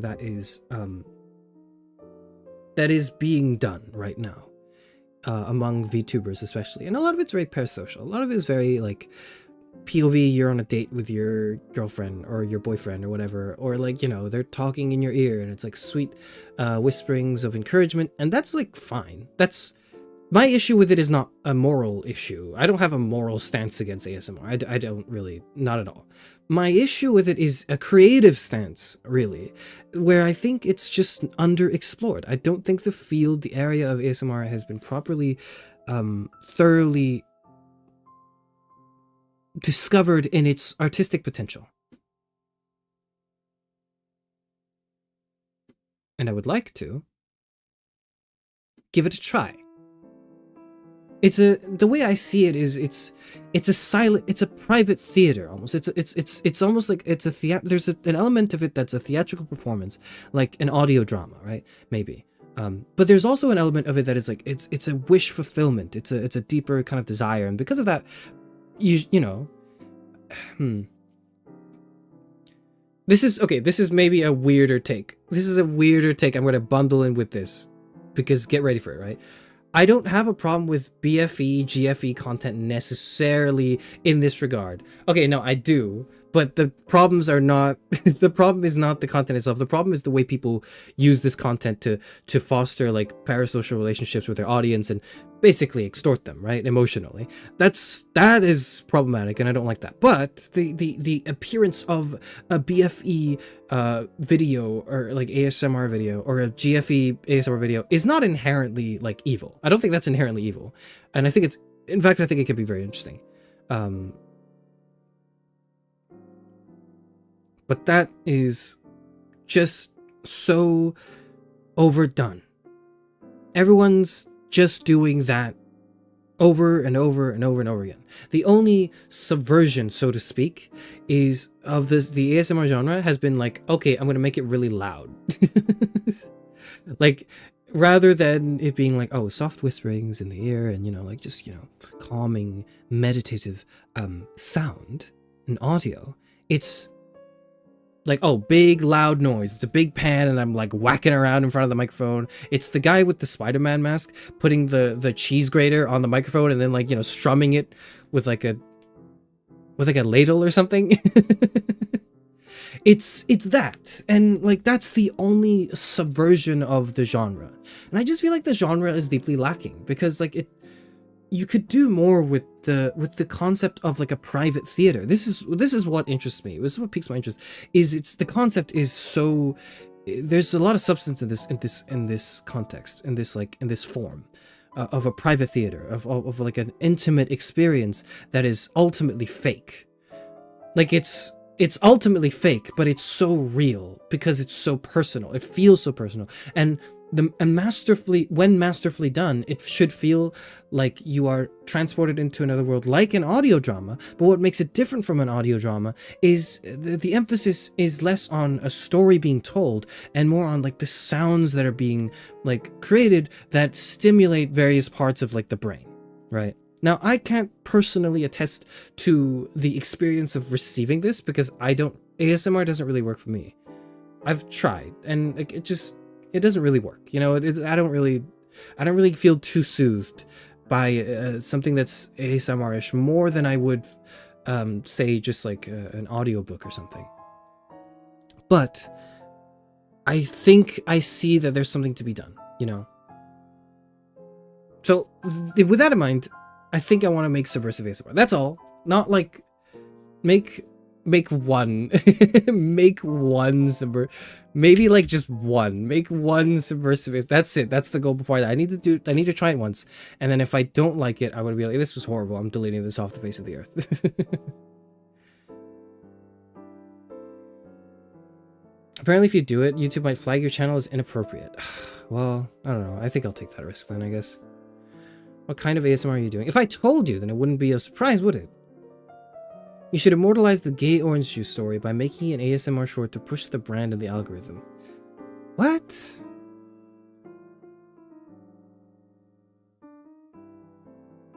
Frankly, I don't think I want to immortalize the gay orange juice. I don't think I do. I don't think I want to immortalize the gay orange juice story. No. Charis is always like, I want to do this thing, but unlike how anyone has ever done it before, I'll show him. It's a craving for him. Yes, you got me there. You got me there. You got me there. Because like if I'm doing something and it's the exact same thing as it's been done, then what am I doing? Like why do I, you know, then I'm not making anything. I'm doing something. Okay, let me think of it this way. I'm participating in it, but I'm not creating in it. And I don't want to just participate, I want to create. I think some people create and some people participate. Okay, maybe that's a distinction I can make right now. Some people create and some people participate. Most people, 99.5% of VTubers participate. They participate in a trend, in a way things have been done, and they do not do anything to challenge the limits of that genre. They don't. They just they want an avatar, an anime avatar, and they just, you know, speak through it, and that is fine. There is nothing wrong with participating. For instance, like, you got to pick your battles, right? I'm not trying to create like musically, okay? This is not for me. I have been musically deficient my whole life, okay? I'm not gonna suddenly want, like, it'd be great if I could, but I'm not gonna strive for that because I know it's not for me. Like, I'm not gonna strive to create in music. I merely aim to participate in it, to engage in it, right? To participate in that. That's all I want. I want to just play the classics, you know? I don't want to play a new piece that challenges the conventions of music. I don't want to do that. I want to just play the classics. I want to play the tried and trues. I want to do it well. That's what I want to do musically. But in terms of like sitting down in front of a microphone and saying something, I want to be a little avant-garde with it. Maybe I do. Maybe I want to be a little avant-garde with it. Now, does that mean I will? No, because, you know, artistic ambition is one thing, but actually being able to execute it is another. But I would like to, I guess add to this list.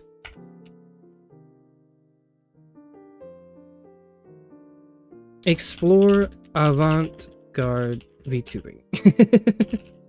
There we go. And I guess part of that as a sub goal, as a sub goal, is not like a subscriber goal, but as like a goal beneath this one. Wage war against VTubers.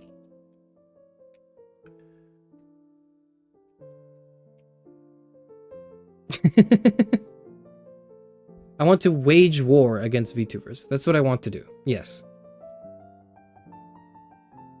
What the fuck?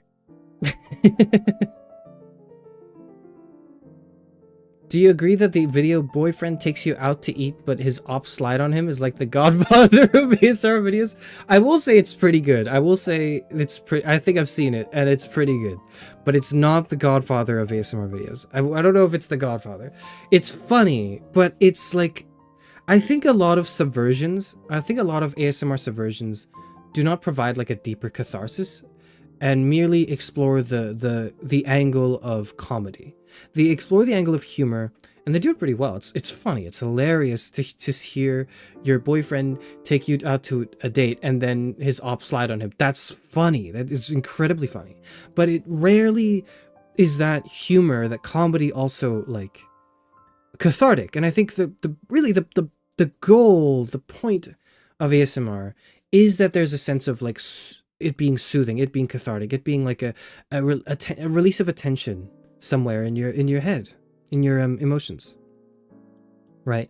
To create that like shuddering effect, maybe. That's the way it's done. And so far, everything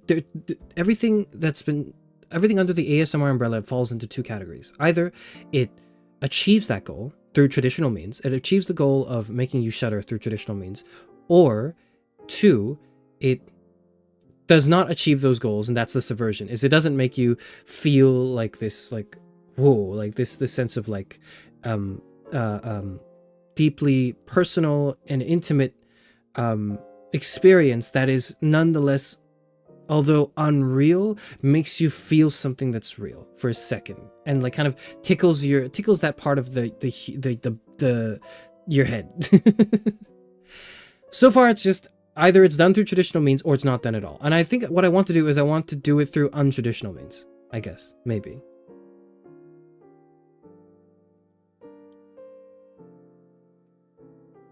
But, you know, what does that look like? I don't know. I don't know yet. I haven't done it yet. I don't know.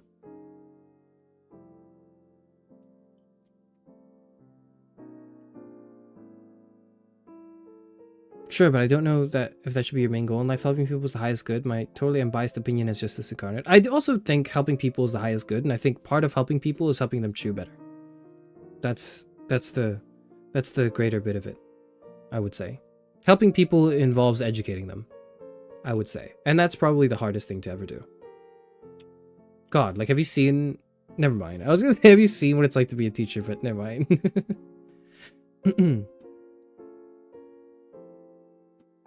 Just thought of this, but good male hobbyist singers are so rare that just by improving your technique a little and singing like that, you'd beat subversive IMO. Okay, well, I'll like, that's gonna be part of the, like, engage musically and sonically, is like, I should actually try to endeavor upon this, through a more formal means than just occasionally cranking out the karaoke, I guess.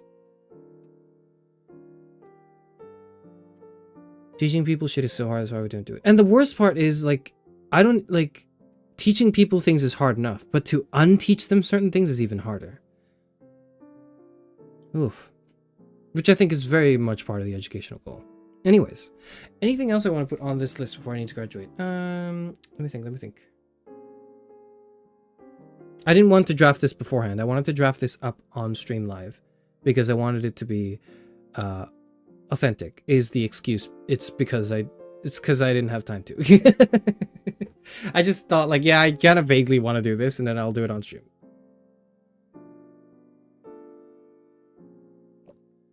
I need to talk about Eastern philosophy. Talk about Eastern philosophy. I need to do this. I need to talk about Eastern philosophy. It's been too long since people have come in and brought up Eastern philosophy. And to which I've said, yeah, sure, okay. And then proceeded, like, to, or not, I didn't say, yeah, sure, okay. I said, I can't do it. Sorry. I can't do this because I don't know it enough. And if I fuck it up, it's really bad. Here's the dilemma. If I make a video on Plato and it's a bad video, it's a video that is, that misses the point of Platonic thought, maybe, and a Neoplatonist comes in and starts arguing with me in the comments, that's the worst it gets. The worst it gets is someone is misinformed about Plato. Who isn't? People out there are misinformed about things all the time, especially in the Western context, right? People are uninformed about Western philosophy. People love the trolley problem, for instance, and don't know where it's from. People don't realize that Kant is a little more than just the axe murderer. You should let him in and let him murder your family. Like, you know, like, it's, people don't realize that Kant is a little bit more than that, right? And that's fine to some degree because it's sort of already permeating and existing in the cultural consciousness.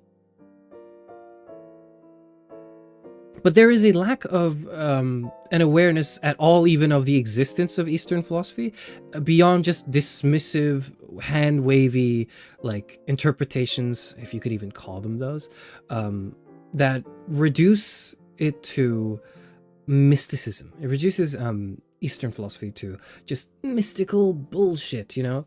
I had an encounter the other day with a person. This was like a while ago. It was many months ago, and we were talking. I forget what we were talking about. We were discussing, like,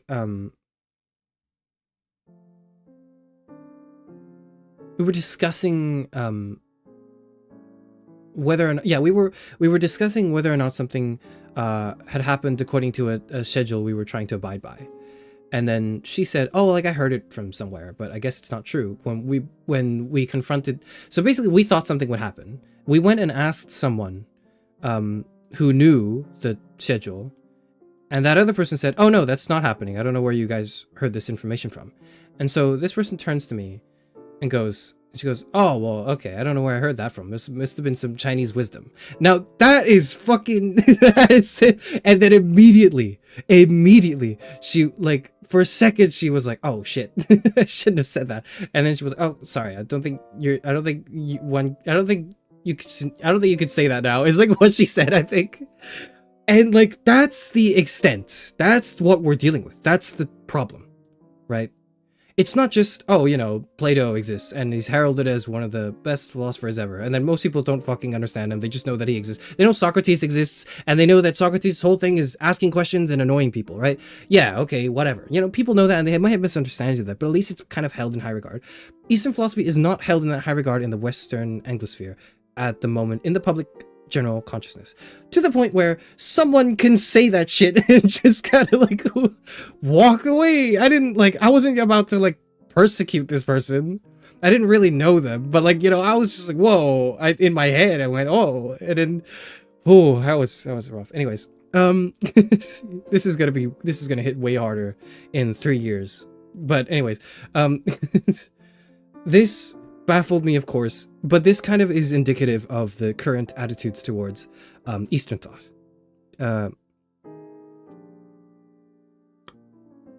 Doesn't think very highly of it. So if I make a video on Eastern philosophy from a Western perspective, of course, because this is the way I'm going to do it, is I'm going to read an English translation of something, and that's going to involve that level of interpretation. I'm thinking of Ziprin, who seems to be a good source, but somebody correct me if I'm wrong.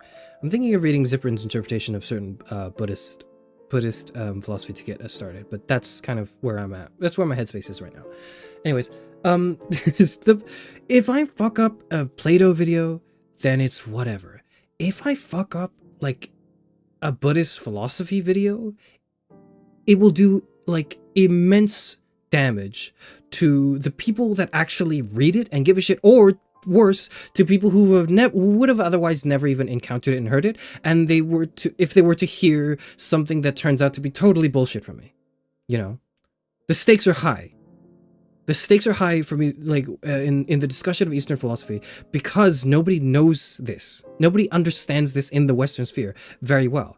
I've had some readings of it, and I've been to a class. I have been formally educated by people who knew what they were talking about, but I'm not confident that I can recreate that level of knowing what I'm talking about, because, you know, that's not where my philosophical training is primarily.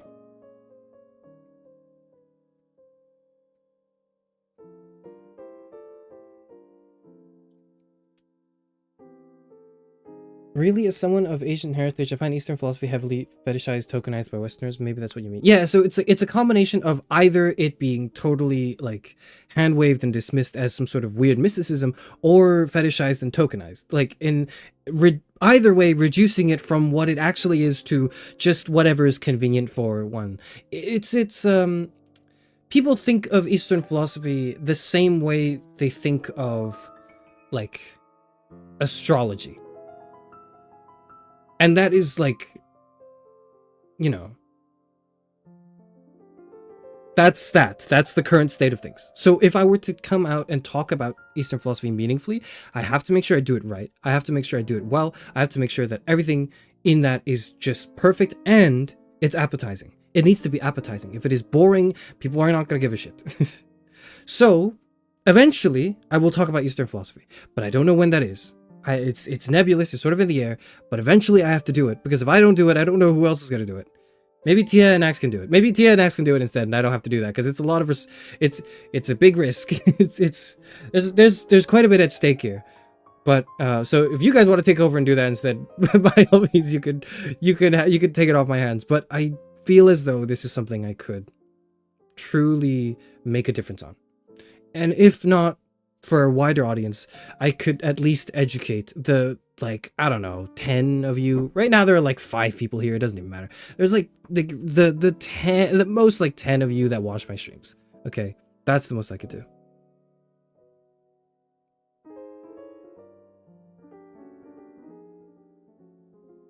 I unironically want to know what wage war against VTubers entails. It entails me going on the offensive and like making enemies, so to speak, by like critiquing certain approaches to certain things, but not much beyond that. It's clickbait.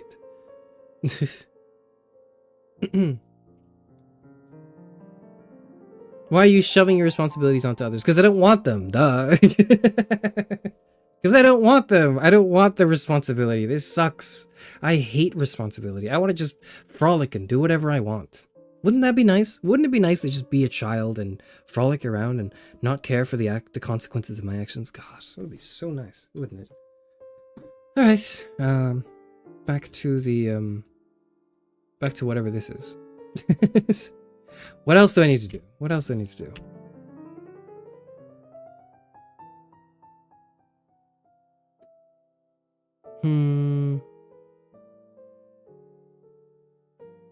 I need to revisit meaning of life. Yeah.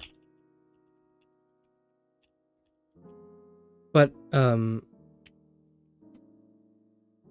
it says I'm getting an error. Okay, I'm fine now. Uh-oh. Okay. Revisit meaning of life. That's self-explanatory.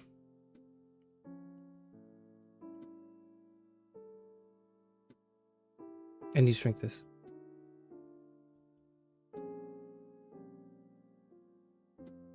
Let's see, what do I have so far?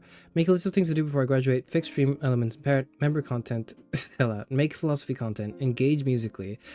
3D. Make a subversive ASMR. Explore avant-garde VTubing. Brackets wage war against VTubers. Talk about Eastern philosophy. Revisit meaning of life. Okay, what else do I need to do? I need to... Oh, I also need to do the philosophy of VTubing. Could a resolution be to collab with someone when reading a visual novel? Like the cringe could be shared with your colleagues.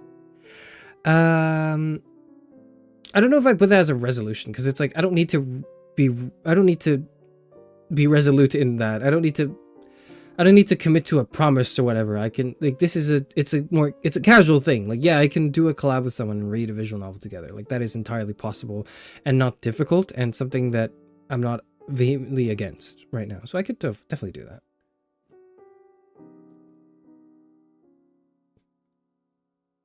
No, you're probably the best fit. Damn it! So I have to do it. Or isn't it like a left Catholic does Christianity, and for similar reasons, an ex probably doesn't have a background in it. Okay. Okay. Damn it. Oh well. Alright. Okay. The philosophy of VTubing. What is the philosophy of VTubing? I need to talk about Gargura. I need to talk about Gargura and how she's the LeBron of VTubing. That's what I need to do. And I need to do it in a way that is initially probably a little clickbaity, but it's essentially just going to be like, okay, it's the philosophy. What I mean by that, philosophy of VTubing is a long-term project I want to do, where I want to eventually discuss the philosophies of VTubing, and not just in like okay, here's VTubing, let me attach 10 bits of Western philosophy knowledge to it and draw like parallels and say, look at that, wow, it's like the same thing, this thing, but more so exploring all the philosophical issues that come from VTubing. Maybe not come from VTubing, because they all come from every problem comes from philosophy. Okay, everyone owes their debt to philosophy. You're very welcome. But things that are unique to VTubing that might be not as prevalent in other forms of content creation, and explore that. In particular, explore the problem of identity. I think the problem of identity is super interesting. I want to talk about why it feels like someone dies when someone graduates. It doesn't feel the same as if your favorite like YouTuber Matthew Patrick says, "Hey, I'm not doing game theory anymore," and it's like it's sad, but it's a hurrah. It's like a retirement. It's like you get to see him out in the world doing his own thing now.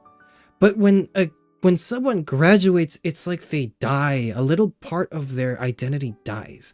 That is so strange. Why does it feel that way? Because it does feel that way. I don't think that it's an illusion. I don't think it's like, oh, it feels that way because you're too immersed in it and you think VTubers are real and haha, point and laugh. I don't think that's necessarily it. Although there might be an element of it. I don't think that encapsulates fully the unique position, I suppose, that being able to talk seamlessly through this avatar, which is way more convincing than a PNG. but and like convincing in like a character in like an anime almost, but it is not as real, so to speak, as a human being. But nonetheless, it doesn't feel fake. It feels genuine. It feels authentic. It feels fictional, but it feels genuine and authentic. What is the line between fiction and nonfiction that can still capture that feeling of authenticity? I don't know, and I feel like that's the center of the identity of VTubing, which I would say goes into a broader approach to the philosophy of VTubing. I need to do this because it is a blank in the market. Nobody's done this yet. Trust me, I've obsessively Googled the philosophy of VTubing on YouTube. Well, as a video, right? Like I don't think there's a paper on it either. There probably is academic work on VTubing.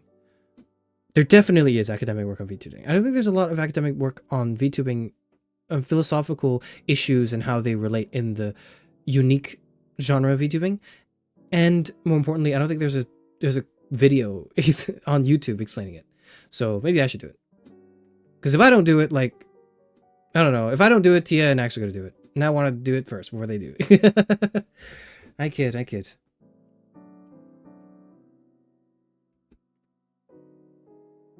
But Gargura has graduated. Yes, that's so we're talking about Gargura in the same way that we talk about, like, Karl Marx was the first person that came to my mind when I was thinking of like someone dead who we still talk about today, and I thought oh, I don't know why he was the first person. He should not have been well, I mean, there's nothing wrong with him being the first person, but that was my first. Okay, whatever, we still talk about him, okay? And his work. And because of that, you can still talk about Gargura. You can still talk about how Gargura is the LeBron James of VTubing. And, you know, probably just expunge upon the platonic forms a little bit. That's what I'll do, probably. I'm not even that good at it. I'm not even that good about, like... Because I'm not even a Platonist or a Neoplatonist. But I do like Plato. I don't believe the hard conclusions from his thought. But I love the way the dialogues are written so much as like a form of philosophy. I just absolutely adore that. Okay.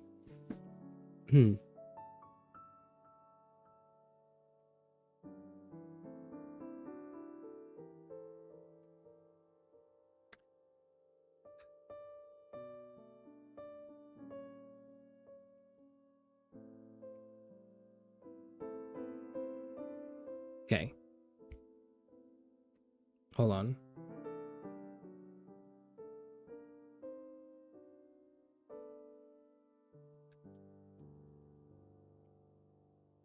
Okay. We need to do a female loneliness epidemic stream.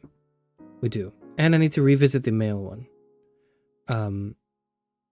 I need to revisit the male loneliness epidemic stream because it is like it's not good. It's not good enough. It's not good enough. I wish it were better. I wish it were better. I wish that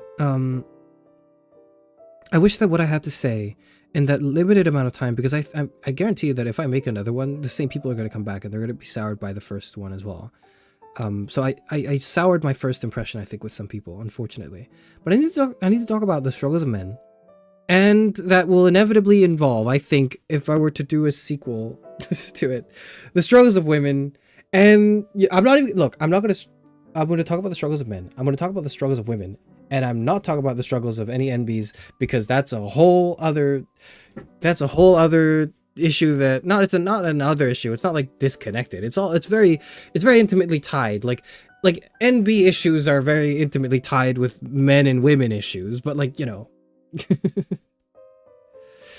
is there r/kitchen femcells? Unfortunately, I don't think that's the case. But I think like, I think I soured my opportunity to talk to some men who need to hear that, like, the struggle is real, and it fucking sucks that, like, people don't want to hear you talk. People don't want to hear you and your emotions as a man. They want to see you do things. They want action from you. They want results. They want you to earn, to provide, to be strong, and you're not allowed to be weak. To be weak is to be unmanly, which is to erase your identity. Like I saw, okay, look, the other day, okay, I need to, hold on. Do I add this? No, I don't add this yet. It's not really okay. This is a tangent. This is a tangent, okay? But it's related, I swear. I was on Instagram and I saw this guy, I forget his name. But this guy was cooking. I've got to find this. Hold on. I'll be right back. Hold on. Let me find this.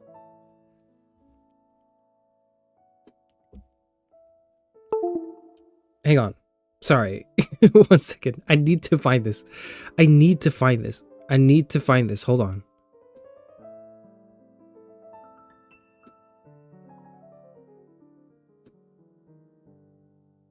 This guy's name is Justin Scott. And his Instagram page is like this.cypher. And it's okay, I gotta type this here. Hold on.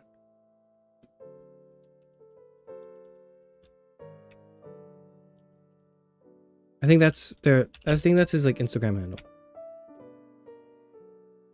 Justin Scott, this.cypher. That's this guy's like Instagram handle. I was unfortunately, deeply unfortunately. Okay, unfortunately you hear that too, but I was listening to this guy's reels. I was watching this guy's reels. And he was cooking. He cooked so hard on the shit he talked about, pertaining to the struggles of men, in relation to feminine struggle, how the system is tearing men apart from each other, and it's brotherhood that men are lacking, rather than like faux companionship where the woman is the objectified like trophy or whatever. And it's like what's really missing is brotherhood among men. That's not like it's being taken away from us from a system because men without brotherhood are easy to control, to manipulate. They're easy to predict, and they're easy to drive against other people in an inevitable culture war. Inevitable is not maybe the word, but in a tireless culture war that seeks to perpetuate the status quo. He loves to learn feminism from men. Shut up. Okay. Anyways, this guy's cooking. This guy, I don't know what this guy's background is. All I know is that he just sits in his room, I think, and he just yaps to the camera, and he just rapid fire yapping. Just rapid fire yapping. But it's incredible. It is incredible what he's spitting. I think. I don't know. He doesn't cite his like work. So he could be bullshitting. But I just don't think it is. I think it's legit. Anyways, watching this guy made me think like I shouldn't. Why do I do this? Why do I do this? Like, I don't need to do this. This guy should do this. He's way better at talking about men's issues from a feminist perspective than I could ever. So what am I doing? Maybe I should just steal his content. Maybe I should just regurgitate what he's saying and then say it and pretend like they're my points. Because this guy was spitting, and he gave me a little bit of a crisis as well over like, I'm like, I don't need to. I should stop talking because I should just let this guy talk for me. I had that temptation for a little bit.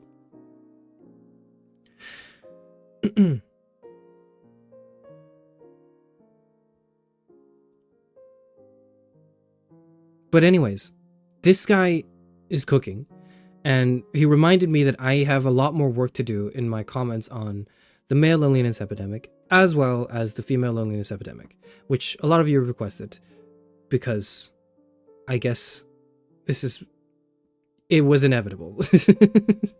It was inevitable that people would want that. And to really, like, not drag the point that, like,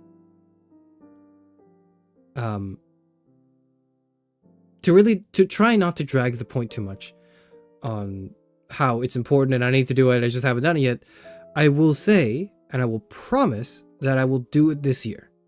Okay, so it's not just like a far away nebulous thing that I'll do before I graduate. This is something I will do hopefully this year, sooner the better, because things are getting worse. It just feels a bit like things are getting worse. I don't know that. I don't think I necessarily have a pulse. I don't have the trigger on the pulse of society. Okay, I don't necessarily know everything that's going on in society, but it feels like not many things are getting better, and if they are, it's not at a pace that is quick enough for or at least is at a pace that I can help improve. I guess maybe I could do my small part in improving, so look forward to that, I guess, sometime this year. Or don't watch me, fuck that, don't listen to what I have to say. Go to like this guy's like Instagram page. It's like this guy called Justin Scott. His Instagram handle I think is this.cypher. Let me just double check to see if that's right.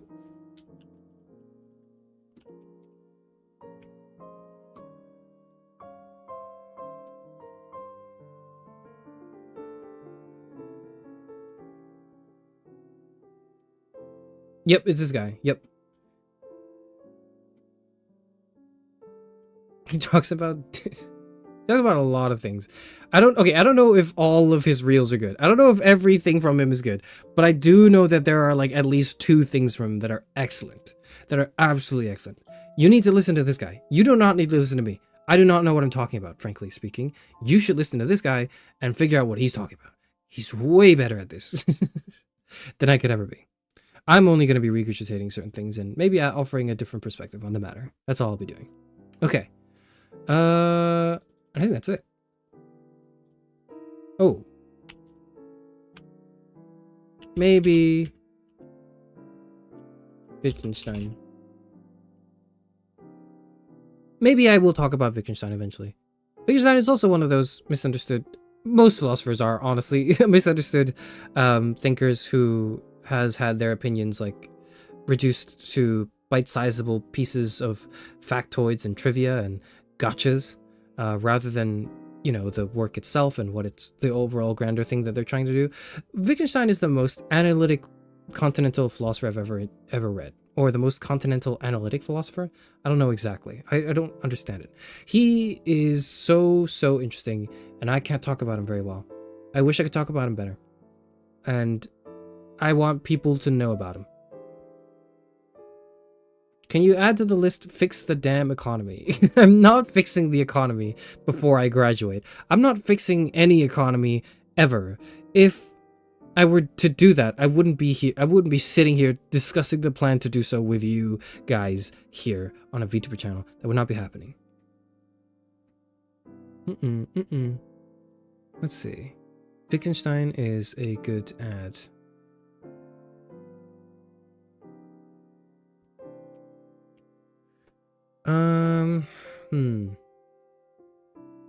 Oh. New background. I can't type.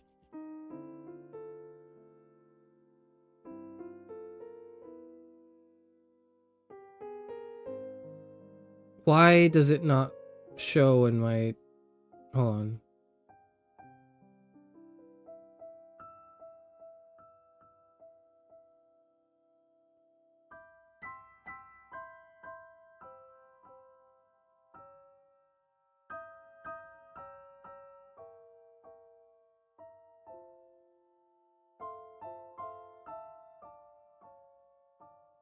Uh-oh.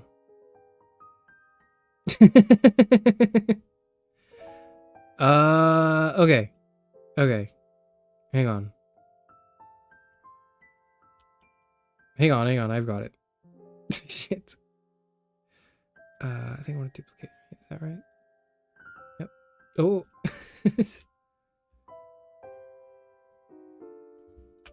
Okay. Sorry.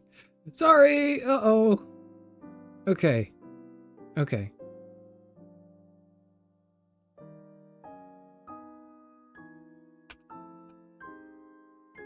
Talk meaningfully about Wittgenstein.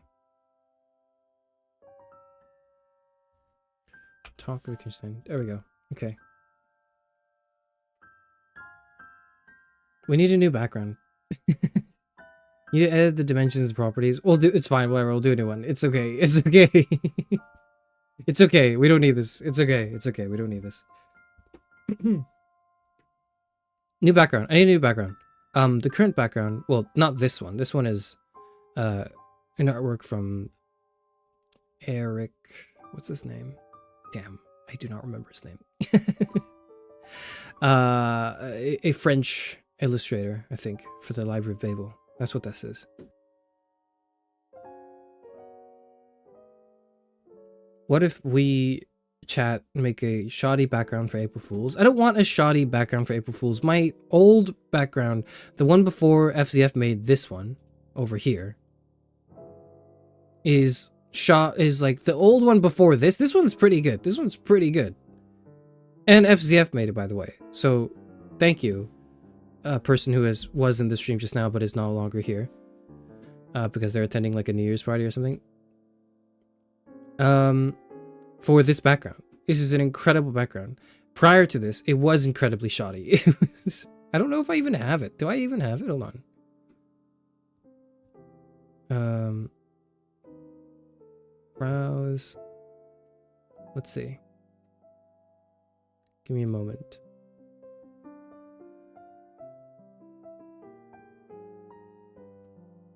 This is my old background. Are you ready? Are you ready for the old background jump scare? You are not ready for this. Shit. I wasn't ready either. That's the old background. This is shoddy. This is like not great. It's fine, but it looks like what it is, which is a free asset. So we don't use this anymore. We don't use that anymore. Because I want to move away from the shoddiness of it a little bit. Like, at first it was maybe charming for the first like 2 months. After that it grew tiring. I understand. So, my resolution is for a new background, that I'll work extensively on with our team. Why is that? It's not because FCF's background is like inadequate or whatever, but like, I think it's I still really like it. I still really like FCF's background here. This is their background. But I want to execute the vision that our team and I had for Charis Euphranor and for the Library of Alexandria. We've talked about it for months, post debut, about eventually like reshaping the library and like actually bringing it to life the way I imagined it fully. Like having it be 3D and looping and a bit like a tesseract almost. Like you know the 4D shape, like a tesseract. Like it's a GIF basically. It's like a cube, but it's like morphing in and out over time. That's kind of the vibe the library has, and it's not fully represented in the current artistic limitations right now. So, new background is in order. For the old background, did you look up Yoshikage Kira pattern background royalty free? No, I went on this website that our team recommended to me for like VTuber assets, and I just picked something that was free. Okay, that's what I did. Whatever. So that is something I want to do before I graduate. I feel like it would be a shame to not fully show that aesthetic that I have in my head. It's in my head. I just haven't been able to show it. So we need to do that. New background.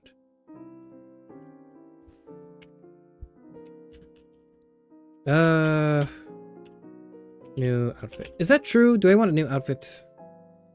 I don't know if I want a new outfit, but I feel like it's been in very high demand. So, if the budget works, if budget allows, then we could also do a new outfit. What would that look like? I don't know. But that'd be cool. I think it'd be cool to have a different outfit. I think it would. I know a lot of VTubers have different outfits, and it's sort of like the expectation that VTubers have alternate outfits. And I just kind of want it because it seems fun. Like there's no deeper, I would say, philosophical pursuit beyond just a fun alternative aesthetic choice. But that doesn't mean it's any less valid. So, okay. I'm running out of ideas, I think. I'm running out of things to add. I think that's it. Does Loika have time for all this stuff? No, and that's why I'm not putting a timeline on any of this. I'm not going to say that, oh, this happens this year or by like next year. No. This happens when art team has time, which is nebulously forever, right? Like, it could be in like a few weeks, or it could be like never. So don't count on it. These two things are art team dependent. Oh, I know. Voice act in some projects. I want to voice act in some projects outside of my own. Why? Because I think voice acting might be fun. I've done it amateurishly. Amateurishly? I've done it to an amateur degree. But I want to do that. I feel like voice acting would be really fun. I'm gonna put myself out there and audition for stuff. This is, I don't know why that was a line. Okay, sorry. I have been sent previously by some of my friends auditions, chances to audition for certain voice roles, and I've missed those auditions because of stuff going on IRL, and that really sucks. But I actually want to do that. I want to audition for things, and try to expand upon my range, in my ability to act vocally. That are not my own projects. Because I voice act my own projects. Why? Because they're my own projects. Who else is going to do it, right? Obviously, I'm going to do it. These are my own projects. But I want to do it out in some... in non-CE projects, maybe. Non-Charis Euphranor projects.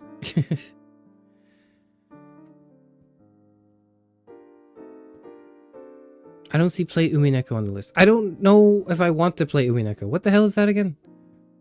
What is Umineko? Umineko. You keep asking me to play. What is that? What is that? Is it the other? It's the other thing. It's the fucking sequel to Higurashi. Stop. Stop. I'll play it when I play it. I'll get to it eventually. Stop asking me. Stop asking me. All right. Voice act in non-Charis Euphranor projects. Check. Well, I'm not checking it off the list as if I've done it. I haven't done it. And I want to do it before I graduate, because I want to be credited as Charis Euphranor, I think. I would prefer for it to be that. Oh, I know. Collaborate with academics. That's the next thing on my list. Now, collaborating with other VTubers, or academics who are VTubers, or VTubers who are academics, vice versa, right? I've done before. I mean, like... Axion literally has a PhD, right? Like, it doesn't get more like academic than someone with a doctorate, right? So I have collaborated with academics, VTuber academics in the past. People who are familiar with this line of territory. My goal eventually, not for this year necessarily. Actually, I think I could do it this year. It depends. We'll see. My goal is to work with someone who is like a flesh and blood being person who is like, I'm being interviewed by this weird Hatsune Miku. Why is that? You know, that's what needs to happen. I need to talk to someone who looks at me and thinks, that's like one of those Hatsune Mikus, isn't it? Like, I need to talk to someone like that. I need to get their opinion on something. And I need to work on a project seriously with people who will at first maybe be averse to VTubers, but eventually sees the potential, sees the work that could be done with someone as probably unserious as I. So I want to collaborate with academics on like projects. I don't know what those projects are yet, but we'll figure it out. Okay.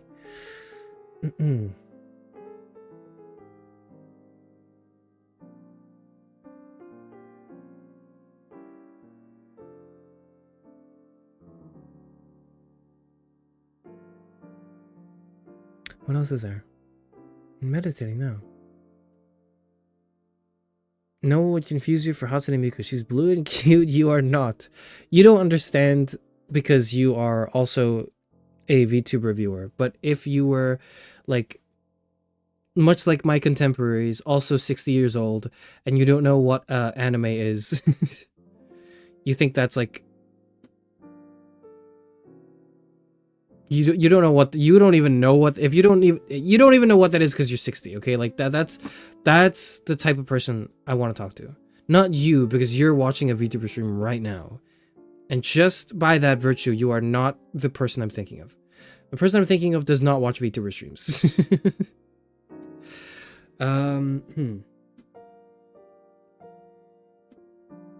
Okay, that's good. What else do we need?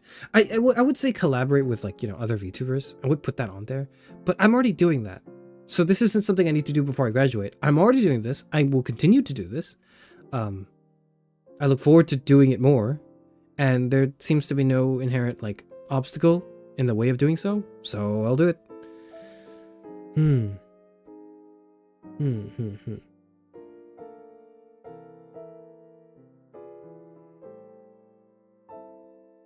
This is unrelated entirely, but I'm like looking through my notes right now, and I saw that I wrote down. What did I write down? Where? Hold on. No. Where is it? Hold on. I gotta look for. I'm searching through my notes. Give me a second. Oh yeah, I made like a notes. I made a notes page for the power washing stream, and I only had one thing on it, and I forgot to even address it or to open up that document at all. But I wrote down, I got an ad for butt shaving, and then in quotation marks, because bottoms deserve better. I got an ad on like Reddit, I think. For like, I don't know why I got that ad. I don't know why it was targeted towards me. I don't understand. But that, I had that written down, and that, like, as I was looking through my notes, that was the only thing I could find. So I am mentioning it now. Notice how I didn't write down read more feminist literature.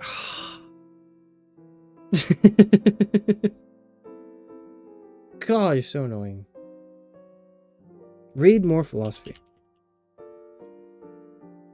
No, I'm not putting that there. This is not like a VTubing goal. This is a goal in my life. Okay, it's to read more philosophy, and that includes feminist literature, okay? You wouldn't get it. You wouldn't understand. Anyways, that is, yep, collaborate with academics. What else? Think, Charis, think. You need more topics, more things. You need more things. You need more things to do. The goal of today's stream, Charis, is to overwhelm you with so much shit you should be doing that you should never at any point feel like, well, I've done it all. No, you should always feel like there's something to work on. And today's stream, the goal of today's stream is to list out every possible thing I could be working on and should be working on before I die. Before I obliterate Charis Euphranor, before I send him into the cosmos and launch him just away, just far, far away, never to be seen or heard from again. Before I do that, everything here needs to happen. Before I can do that with no regret. Like, I could do that, but I would do it regretfully. There's an extra space between talk and Wittgenstein on the left list, and it was bothering me, but I fixed it.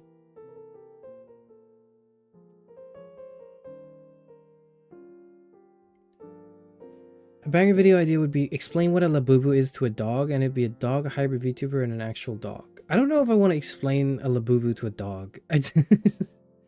I can't even explain a labubu to, like, I probably couldn't explain a labubu to, like, my folks. Like, I couldn't do it. And if I can't do that, then, like, what hope do I have of talking to, like, a dog? No hope. There is no hope. I think we've arrived at like this stage of exhaustion where that's everything, right? No, that couldn't be. Let's say all of this happens. Would I be happy then? To die?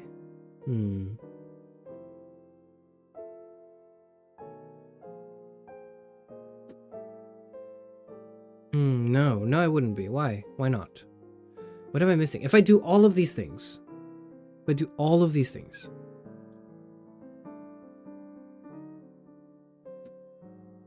Is there a sub count you want to reach before you die? Not really, not in particular. Maybe 1,000, but that's it. Maybe like 1,000. I don't know. 1K subs. There you go. Yeah. I guess I have to put it there. It was about time. I don't care for sub counts because it doesn't. Not because I don't care about the amount of people that sit here and like watch this. I do, and it's daunting. But I don't let it like discourage me or encourage me from doing more. This goes back to an earlier point, to which I'm incredibly grateful for. To have had the opportunity of, well, I guess hearing that expressed to me. But I've received a lot of, and I think I didn't really do this in the Christmas wish stream because it wasn't quite something to bring up necessarily, because I'm thankful, but I don't know if that was the right time to bring it up. Over the past year and a half, I overestimated the numbers I would do, and I underestimated the impact I would have on people. In the past year and a half. What do I mean? I mean, like, I definitely expected 1K subs at this point. Like, I was so sure by the end of 2025 I would have 1K subs. But like at the beginning of 2025, I just thought that would, honestly, I thought it would happen in a month. Frankly speaking, to be honest, I thought it would happen in February. My original goal, I think, I thought that the push in February to do more like, you know, like dating sim games, like, you know, like just love, like love related things would be such a push, and people will enjoy watching that so much that it would push me to 1K subs. Now, it certainly brought in new people, but it did not push me to 1K subs. That is among the many things that have disappointed me personally in terms of like the numbers. But it was never about the numbers. The numbers were only just indicative of this, I think, much greater thing, which is the personal impact had on people. And I'm thinking about the anniversary, and I don't think I'd really mentioned it during the anniversary. It's been 6 months since, so I guess now's a good time to do so. It's the end of the year after all. But I've received a lot of heartwarming like messages, both publicly, you know, both on stream and from people here who've done things for me, and all the fan art and all of that, but also just like in private, just messages, emails of people like saying, and you know, I try not to let it get to my head. No, but like people saying that I've genuinely been like a force for good in their lives, like that they have, like, since they started watching me, like felt like they've learned not like a fact, but like they have their way of being, their mode of existence has been impacted in some deep, profound way. And that was what I was hoping for. That to me, like the numbers are the means to an end, and that's the ends, right? So I overestimated my number, or overestimated the numbers I would achieve, thinking I would get a ton more numbers than I did last year. Frankly, that's not true. And I anticipated some, but not that many people who actually would be profoundly impacted by the fact that I click go live and start yapping, I guess. It's been reversed. My numbers are performing lower than what I thought they would be. I frankly thought my numbers would be better, but I didn't think I'd be as impactful in people's lives as I currently am. Like seeing things click into place, seeing people come together, seeing people on my Discord, like, who don't know each other, meet up in real life. That's fucked up. That's crazy. I still have trouble processing that. That is so weird to me. That's insane. None of you are real. None of you are real. But seeing all of that, was the whole point. So although 1K subs is something I expected to happen a lot sooner, and frankly is something it's on my to-do list because I'm like, at some point I should just get that over with. I should just have that and be done with it. At the same time, the whole point of being at any subscriber mark was for this thing to happen that's already happening. So, do I care about 1K subs? I guess to that extent I do. It's sort of like a long overdue, like I figured it would arrive sooner or later, but it's really taken its while. But the thing that I really wanted is here already. So, what do I care? He doesn't know enough about the collectible artistic intellectual figurine collection culture to explain Labubus.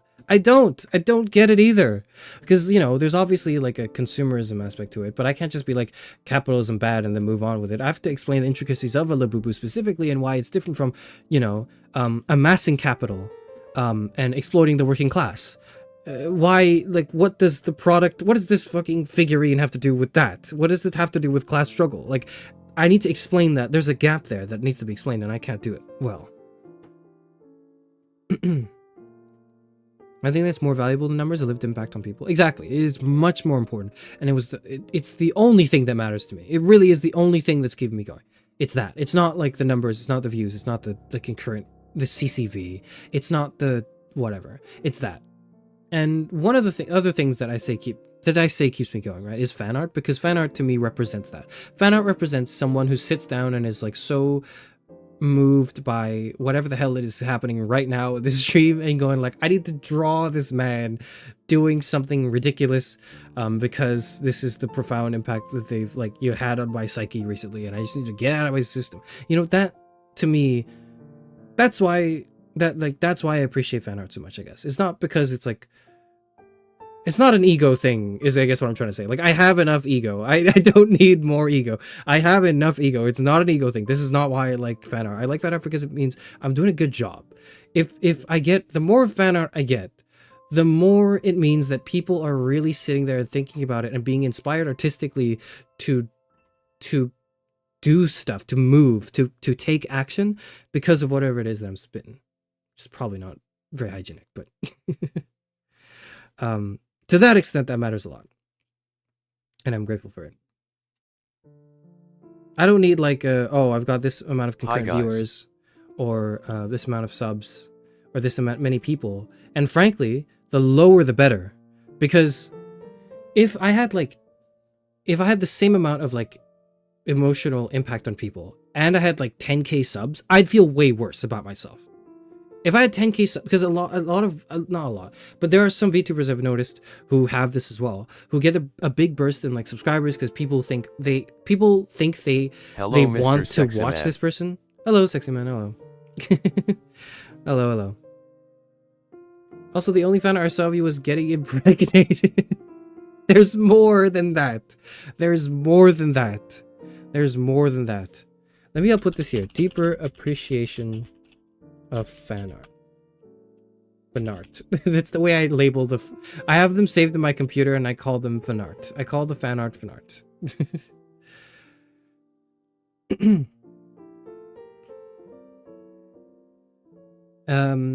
I guess before I go and die, I need to have an even deeper appreciation of it. Fart. Because right now I do not have as deep of an appreciation as I want to. It is what it is.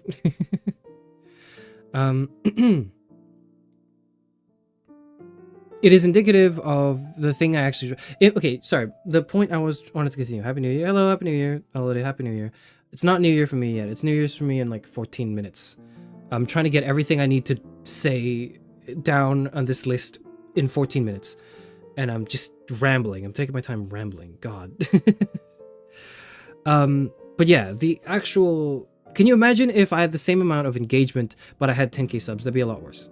It would be a lot worse. It would, a lot of VTubers I've noticed, some VTubers I've noticed, have this, where they get a big wave of initial support, and people thinking, oh, I want to support this person, but they're not actually watching this person. They're supporting them by subscribing, and then maybe clicking on a video or two, or a short or two, because it's less commitment. But then if they were to ask to sit down and watch the streamer for longer, obviously you only have so much time. You have 24 hours in a day. You cannot dedicate that much time to one streamer. You shouldn't. That goes for all you too. And as a result, like I've seen VTubers with a ton of subs and a ton of like kind of maybe surface level engagement in like tweets or posts who don't really have like this deeper sense of human engagement. Fan art in terms of like fan art is just an indicator. It's not really a be all end all, but the be all end all is like, you know, the way people are impacted by the existence of this person's like and their stream, right? Which I feel in spades, so I'm thankful and happy and that I don't, that's not a problem I have. I have the opposite problem where my numbers aren't doing well at all because I keep telling people to go away and fuck off. I keep asking people to not subscribe to me if they don't want to. That's not what you should be doing. You should be saying, subscribe now because I'm gonna be, for more content just like this, I upload weekly. I do philosophy content every week. Like, you know, that's what people subscribe for. I don't do that, and I tell people this too. I don't even bother lying to them. I don't even bother lying to them and saying like, yeah, I do philosophy content every month. I read a different philosopher.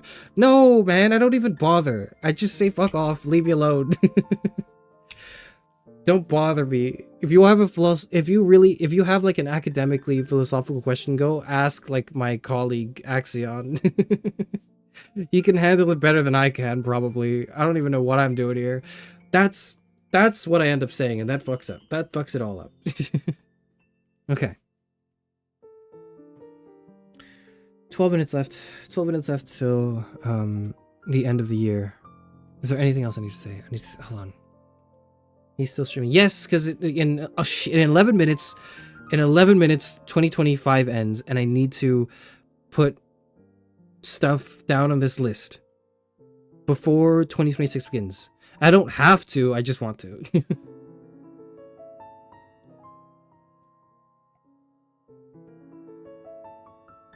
But then you might be thinking, well, isn't it arbitrary? You know, isn't it New Year's for half the world already? Like, what's the point of like having to restrict yourself to the next 10 minutes?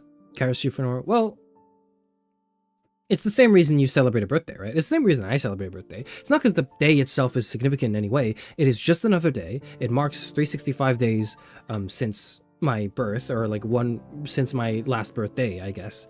And it's not intrinsically like, it's not intrinsically important to celebrate it for any reasons, like spiritually or whatever. But I still celebrate it because it's a chance to do something, I guess. And that's what this is. This is the next 10 minutes are my chance to do something. This is the last year people get to light fireworks. Is that true? Is that true where you're from? Or just in general? There's no way that's in general.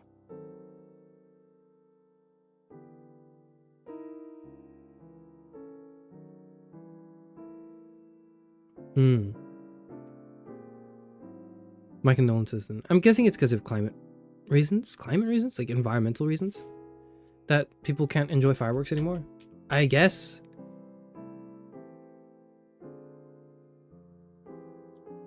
Go enjoy your leftover figgy pudding or bangers and mash or whatever backwards custom they have in Alexandria.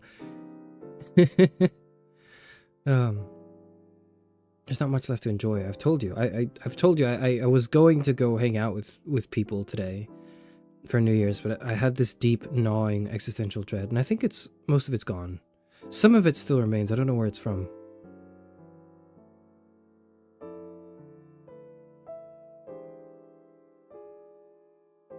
Oh, I know. This might be a fitting last thing. Do existentialism. I've talked about it, I've referred to it, I've alluded to it, I have written my inspirations. I have yet to actually engage in doing existentialism. I've engaged in talking about existentialism for a while, but it's time to do it. Now, what does that mean? I don't know exactly. I have no idea. Doing existentialism versus just talking about it. Not merely just speaking of it, but to bring it to life in a way that's philosophical, such that I'm not just regurgitating or talking about philosophy. I am doing philosophy on this channel. Do actual existentialism / philosophy. Do actual real existentialism. That's philosophy. Yeah. It's actual and real existential philosophy. I need to do it. I need to do it. I cannot just speak it. I cannot just talk about it. Because you can talk about stoicism, you can practice stoicism, you can talk about existentialism, you can actually live existentially. What does that mean? But what does that really mean? Well, in part it means this. In part it means counting down the days as if you were going to die the next at any point, listing down things you need to do because you think you need to do them for some reason, pursuing the doing of it, realizing that it's all intrinsically meaningless, but valuable to you as a person because you make choices in this world and you have an impact. This is to me and to you, I suppose.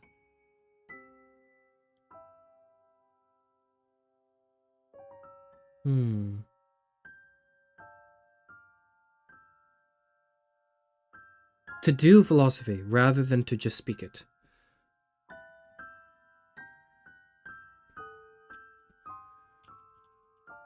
Just speak it. Rather than just talk about it. To practice philosophy, to do philosophy, to engage in genuine philosophical contribution to the world is something I should do with this channel before I graduate, before I die, before I shoot Charis Euphranor in the proverbial head.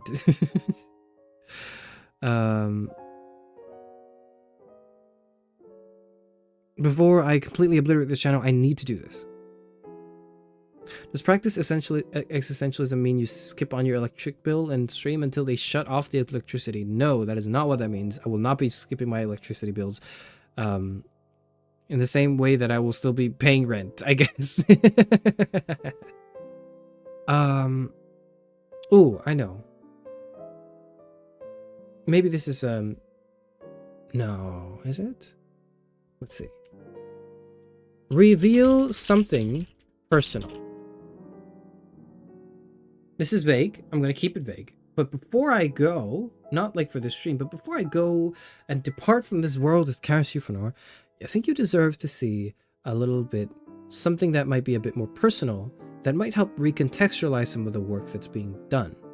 Some of the shit I'm saying, I suppose.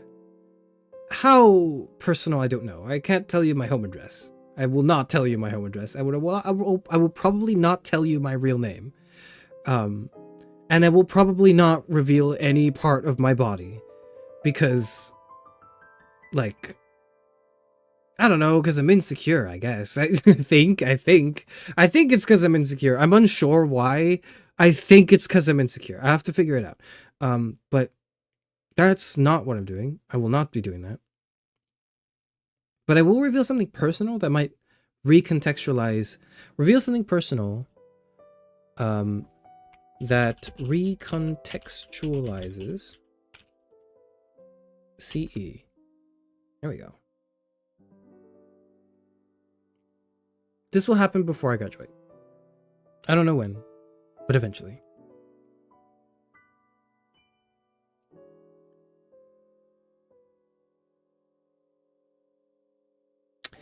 And you know what? I'll put that on there too. Debate. I'll debate before I graduate. I will do a debate. I don't like debating. I do not want to make it my whole personality. I do not want to make it my whole thing because I know people who make it their whole thing and they're super annoying. I know those people and I do not want to make my whole personality. I don't want to be a debate bro, okay? I do not want to be a debate bro. But I will engage in debate at some point. Just so I can prove to you that I can do it. Because I've never debated anyone. I've refrained from doing so. Even when people come in with challenging opinions, I try to, rather than mount an argument to say, you're wrong, you are inconsistent, I tend to go, well, let's try to understand this together. And I slowly try to unpack something, right? I have never once actually sat down and thought, I'm going to deconstruct everything you're saying for the sole purpose of proving that you're wrong, which is what our debate is, right? because I don't like that. I don't really vibe with that. I don't think there's something inherently wrong with that, but I do think there is something to be said about people who make it their whole personality. But I will engage in it, so you know, so I get the credit I deserve, the respect that I deserve on my name as Charis Euphranor, that I can debate. Like, I am solidly capable of the art form of debate because I am a sharp thinker, I guess. Prove my shit. As an extension of that, I need to prove my shit.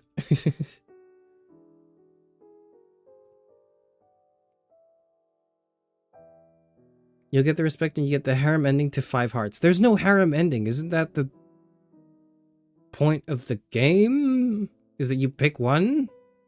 Yeah, because like if you appease one girl in that game, you betray another, right? Isn't that how that works? I don't know.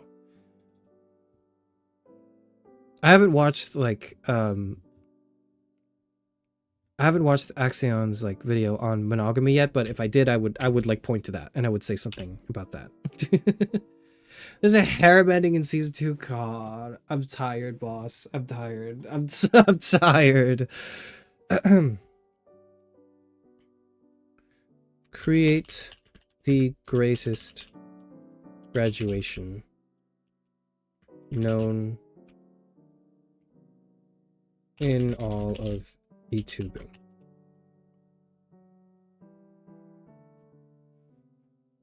Last minute, I think. It's the last minute. And I think that's it. That's the last thing I want to put down for this list. I need to create the greatest graduation in all of VTubing. I don't have to do it. I don't have to do it necessarily, but I'm going to try to. Try to. Create the greatest graduation in all of VTubing. I'm going to attempt this. And if it fails, it fails. I don't care. I need to try. I need to, my eventual death, my eventual obliteration, the last 15 seconds I have on this earth have to be the most brilliant, extraordinary, soul defining moments of this channel's history. It needs to be better than everything I've ever done. And that's it. Happy New Year. Happy New Year. What does graduation mean? Graduation in the context of VTubing means to move on, basically to retire, but we call it graduation because it's a borrowed term from Japanese idol culture, I think. Happy New Year's, man. Hello. Hello, Ethan. Happy New Year. Happy New Year's. Happy New Year, everyone. Happy New Year, Holiday. Happy New Year, FZF. Happy New Year, Tara. Happy New Year, Tia. Happy New Year, everyone here. Happy New Year. Maybe Happy New Year. Happy New Year. That's everyone, right? Okay. Okay. Happy New Year. Happy New Year, everyone. That's everything I need to do. That is everything I need to do. And just like that,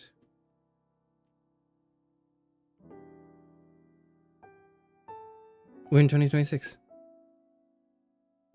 Now all of this goes from nebulous planning. It goes from speculation on the future. It goes from foresight into action. That was the shift just now, the 10 seconds ago, a minute ago. A minute and 15 seconds ago marked the shift from thinking to doing. This leap, this great philosophical leap. This thing that no one's ever really thought about, I think, coherently, in recent history, at least. I think, not according to my awareness.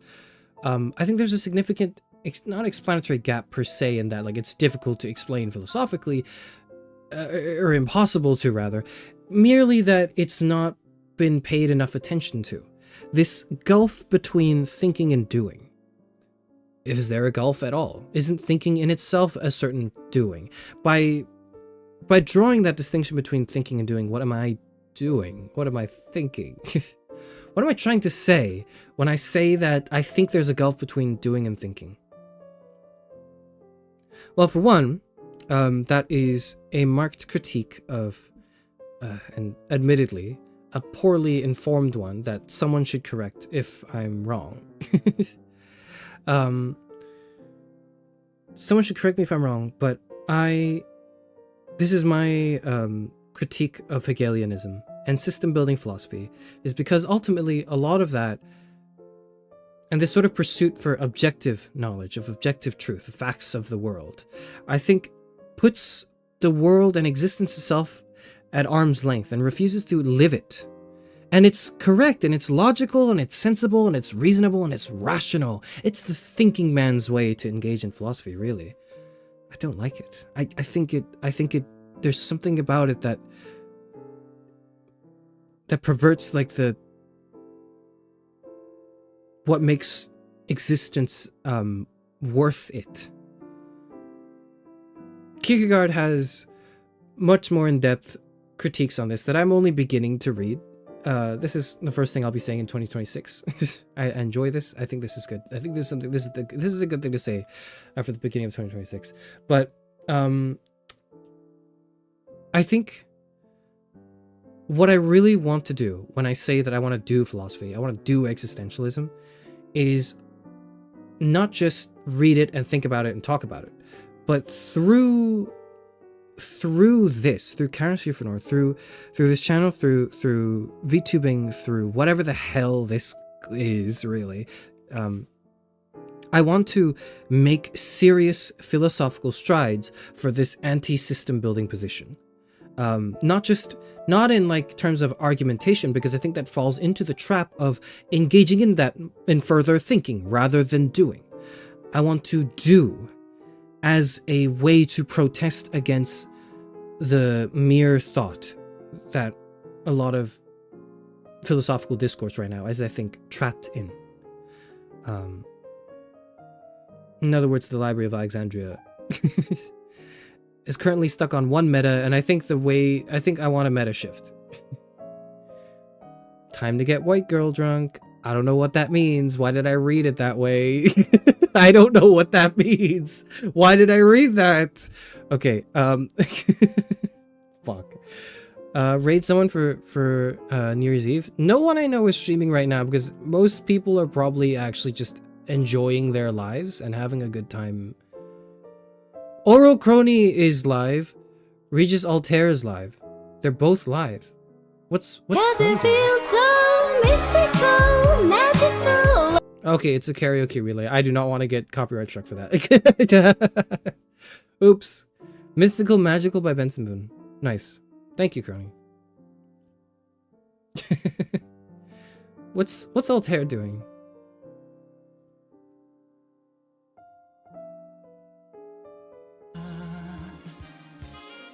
I can't read English. I can't read Japanese.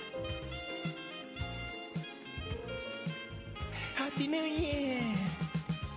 Thank you, Altair. Those are the VTubers I follow that are streaming right now. Nobody else I follow is streaming right now, okay? I'm not about to raid fucking, like, Regis Altair with, Chrony jump like, scare. with, like, 10 people, okay? Hello, I know I'm late, but I was out with a couple friends. Alright. Hello, Ari. Hello. You're not late. I know I'm late, but I was Congratulations out on with the a double. couple friends. Congratulations on the double, Ari. Anything of significance happened? We drafted up everything I need to do before I die.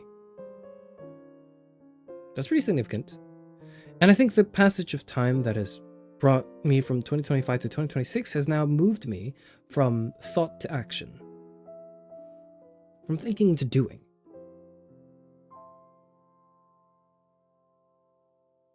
To take responsibility for the world that we've unfortunately been put into against our will. And to take responsibility for the mess that somebody else made, and to say that, yeah, I didn't do this, somebody else did. And it's unfair. I don't like it. People who did it should be held accountable. It's to say all of those things, sure. But above all, it is to say, nonetheless, I'm here to clean up. Within my power.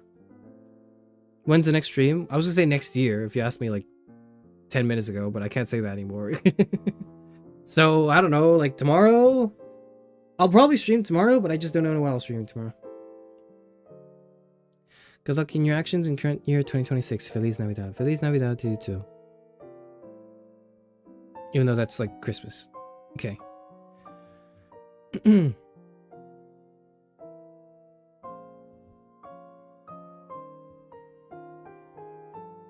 Yeah, I'm happy with this list. I need to fix stream elements in Parrot. I need to make member content. I need to make philosophy content. I need to engage musically and sonically. I need to try to do 3D at some point. Or at least hands. I need to make subversive ASMR. I need to explore avant-garde VTubing and / wage war against VTubers. I need to talk about Eastern philosophy, which is going to be really difficult. I need to revisit the meaning of life video / like topic.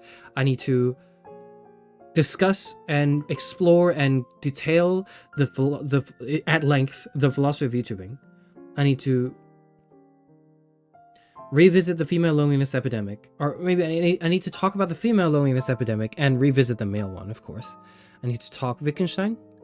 I need a new background. I need a new outfit. I need to voice act in non-Charis Euphranor projects. I need to collaborate with academics. I need to eventually fucking reach 1K subs. I'm annoyed at this point that I'm just annoyed. I'm just annoyed. I don't even want it. I don't even want it anymore. I need to have a deeper appreciation of fan art. What that means is ambiguous, but I'm going to talk to our team about it. I need to do actual real existentialism / philosophy rather than just talk about it, which is, I'll be talking about most philosophy, but I want to actually do this strand, I would say. I want to reveal something personal that recontextualizes Charis Euphranor at some point before I die. I want to debate just to prove my shit to some extent. Those two are kind of connected. I need to debate so I can prove my shit. And I need to create the greatest graduation in all of VTubing. Or at least I need to try. I need to try. It needs to be really good. Could you stream next week? I'll have a massive hangover tomorrow. No, not really. Sorry.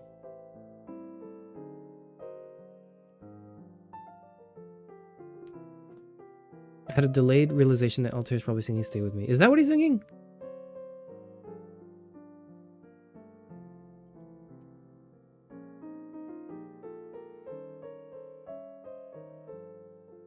He doesn't have a set list. Damn it. He does not have a set list. I can't see what he's singing. His screen looks really cool, though.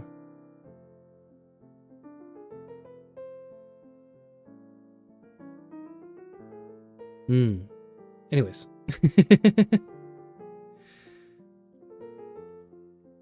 So yeah, my New Year's resolution is to graduate in the same way that's like, I have decided that I want to die. Have you guys seen that clip of Michael Vsauce Stevens going like, I've decided that I want to die? It's been taken out of context as just a funny meme, but it is like, it does encapsulate a deeper point, a deeper sort of like consideration he's made in a video about like, I think cryostasis. It's about like freezing people and preserving their brains and to some extent, for some people their bodies, but it's mainly brains, right? So that in the future they can be thawed and like the preservation could maybe lead to a resurrection in a way.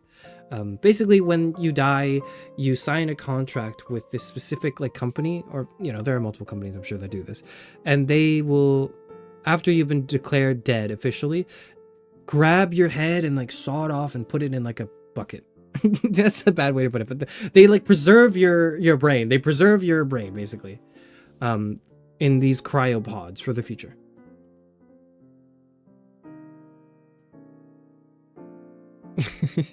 I don't really know like the validity of it or whether or not it works, but like the possibility of it working is enough to, I suppose, inspire me to think. In that video, Michael, after having thought about it for very long, decides he wants to die. He does not want to be cryopreserved. He does not want to extend it beyond what is necessary. He wants to be able to be let go from this world and to rest in peace. And that's really powerful. I personally don't know yet if I want to die in real life, in my totality and being. But I know that in terms of VTubing, I want to graduate. So I guess that's the parallel, and that's as close as it gets, right? I want to graduate. And what I mean is, if you're cryogenically frozen, I hope you wake up on a Monday. I hope I wake up surrounded by like the greatest scientific minds ever produced. And then they go, oh my God, it's Charis Euphranor. Welcome to like 3035. You have a lot to catch up on. And I go, whoa, that's so okay. And then I get up, and then I'm in this new body, and I'm like, and then my body is actually like hot, not this profound mess that I find myself in right now. It's this like super cybernetically enhanced body, probably because it's the future and it's probably a little dystopian.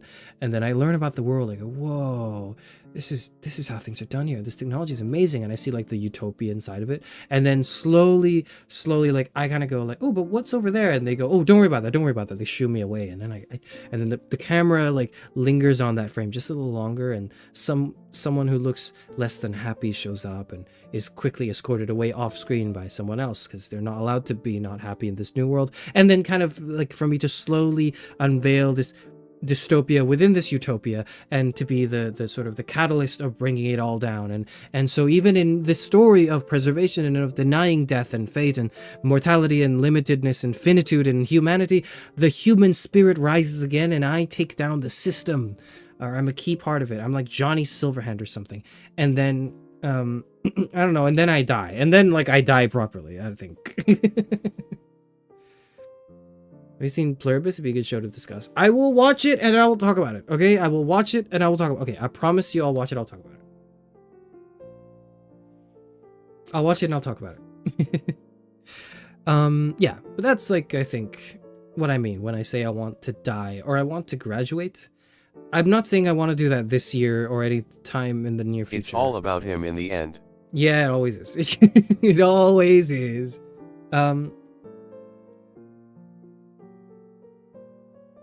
When I say I want to graduate, I mean I want to like end this channel on my own terms rather than end it like abruptly because I don't know, I get into a car accident, God forbid, right? Or I get diagnosed for like a terminal illness that like threatens or like, you know, reduces my life expectancy, something to that effect. Then I'd have to prematurely stop it, right? This channel, and I don't want that. So I want to go out on my own terms, and because I want to go out on my own terms, this is everything I need to do before I go out on my terms. Once I do all of this, I'll go. I'll go quietly, or maybe not quietly, I'll go loudly, I'll go boldly, I will go away forever. But only then will I probably be like kind of content, I think. Is there a specific date you're aiming for? No. Maybe, okay, maybe it should be the anniversary date. It should be the 8th of June. But it's not, probably not this year's 8th of June, okay? It's not June 8th this year. It is not June 8th this year. It is the 8th of June sometime in an unspecified amount of years later. It might be this one. I'm not planning for it to be this one. It might be, but I'm not planning for it. I'm not planning for it to be this one. I'm not planning for it to be next one. I'm not planning yet. But if there was a point where I wanted to exit, it would be that. It would be this nice kind of, it gives it structure. It gives it poetic structure and rhythm and sort of allows me to view it as a completed project if I do that. If I can just graduate on the date I debuted, that'd be perfect. He wants to go out on his terms, and these are his terms. It's exactly right. I want to go out on my terms, and these are all my terms. These are all my terms. And we'll add an addendum to this too. Ref 8th June.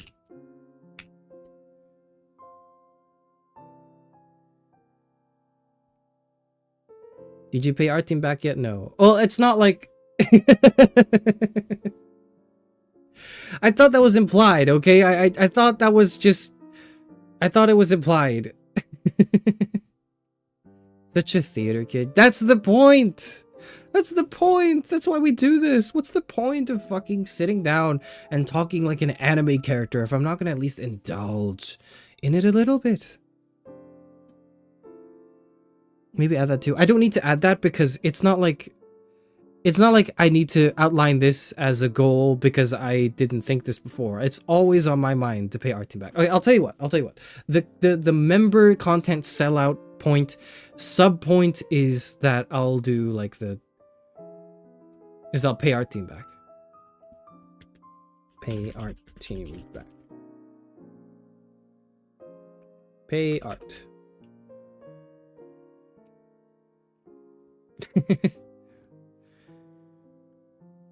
There you go.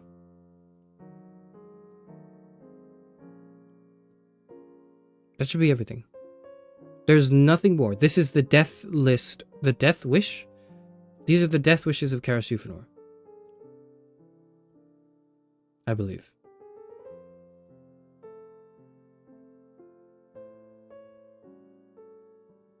Any questions? I didn't think there would be. I didn't think there would be, frankly.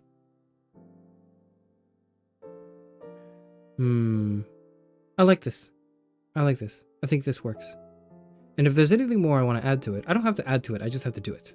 But 2025 marked a year of me talking about doing things, but not actually doing them. 2026 is when I want to actually start doing the shit I say I'll be doing. And you know what? That was a good time to start. Better time than any. Thank you, everyone. Goodbye. I'll see you tomorrow, I think. I think I'll stream tomorrow, but I don't know what. Actually, you know what? What do I stream tomorrow? Tell me now. You tell me. You tell me. Everyone here, you tell me. What should I stream tomorrow? Are you gonna stream Schoolgirl, or should I just go touch grass forever? I'm recording it. I'm almost done. Do you want me to stream it? If you want me to stream it, I'll stream it. I'll stream it. I'll stream it if you want. I'll stream it like tomorrow. Trolley problems. No, I can't do trolley problems tomorrow because I'm doing trolley problems like in 2 weeks probably. Or 3 weeks. Okay. Sometime in January is when I'll do trolley problems. But not like right now. I need some time to cook it. I just want to hear what you think of it. Okay, well so far I've read about like half of it. or High Warshi Chapter 2. God, you people are insatiable. So far I really like Schoolgirl. I think it's a I never felt that way before, but I've heard my female friends describe the lived experience as somewhat similar to certain events or certain things or certain feelings, really more than anything, certain comments that the main character, the narrator, makes in Schoolgirl. And I think that resonates. It's interesting. And I also see why you want me to talk about it. I see why you want me to read it and discuss it, because it's very much like in line with a lot of the I guess feminine thought that I've entertained on the channel for a while. She's so real. Yeah, I knew you would say that. As I was reading this, I was like, that's why FCF's telling me to read it. That's why. Okay, I get it. You could stream Cyberpunk. I'm not streaming Cyberpunk yet. I will stream it in the future. I have plans for Cyberpunk, and it's not tomorrow. You better not graduate near my birthday. If you do, you better start walking faster when you see me. I'll never see you because you're not real. Neither am I. It'll be great. You gotta fix pair tomorrow. Get through the list fast. Oh. Maybe I'll fix stream elements tomorrow. I don't know. We'll see. No, I'm not. I'm not doing that tomorrow. Fuck. What do I stream tomorrow? What's the first stream I do? What is the first stream? What should the first stream of 2026 be?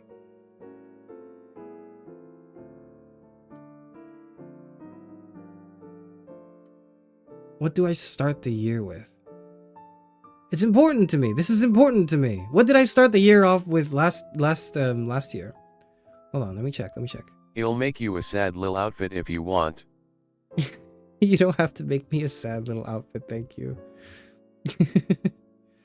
Oh, The Walking Dead. I started The Walking Dead. I started season 1, episode 1 of The Walking Dead. That was an appropriate start. Yeah, that was like, that's a good, like, Ape Out. I don't know. I've seen Ape Out. I'm not too interested in it. It's like a starter. I want to start with something like season 1 Walking Dead, actually. Oh. When did I stream this?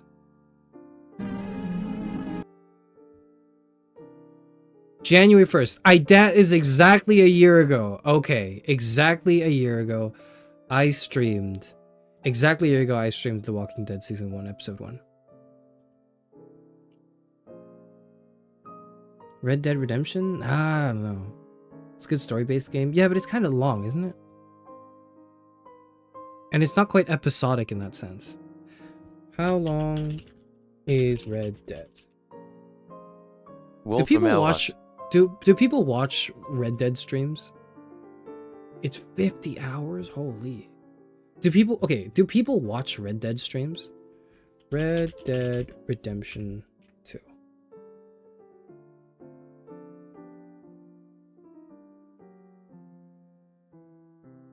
Playthrough. Markiplier has a 13 video playlist.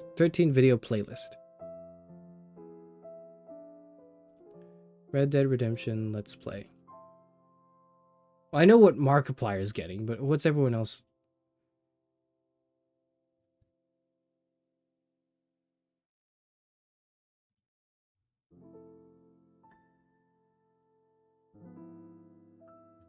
Oh, there are some views here. Okay. Oh, there are views in this. Okay. Do not play The Walking Dead tomorrow, please. Okay. Wolf Among Us? Oh, maybe Wolf Among Us. Wolf Among Us. Oh, it's on sale. You know what? It might be that. It might be The Wolf Among Us. I haven't bought it yet. I'll buy it now, whatever.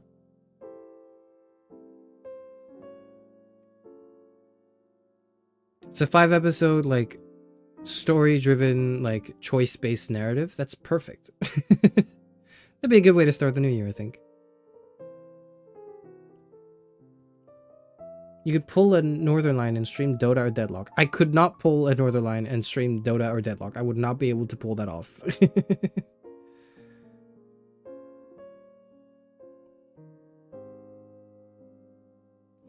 I'm thinking about Red Dead. I'm thinking about this.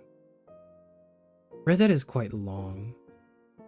I'll do this because then I have time between this and everything else I want to do in January. I'll tell you now that in January I want to get the trolley problem thing done. I want to do like a facts about trolley problem video. And I want to play the trolley problem. I want to play the absurd trolley problem. I want to discuss the trolley problem on stream. And I want to do all that in January. February is February. Road to Empress? Okay. Oh. Shit. Maybe that's good too. Hold on. Road to Empress. Oh.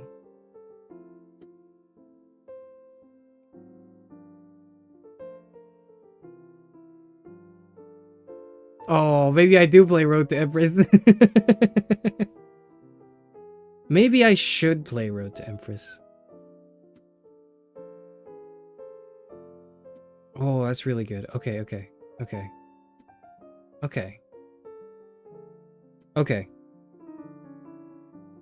It's the year of the horse. Play Uma Musume. I'm not playing Uma Musume. Shibuya. What is that? Like, isn't that just a place in Japan? Is there a game called Shibuya? Shibuya Scramble? Is that what that is? Jujutsu Kaisen Cursed Clash. I don't think that's what you're referring to, is it?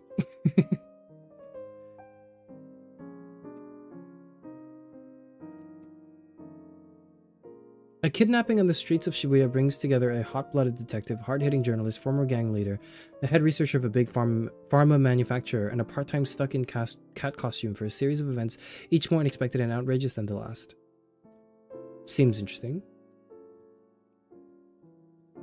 It seems interesting.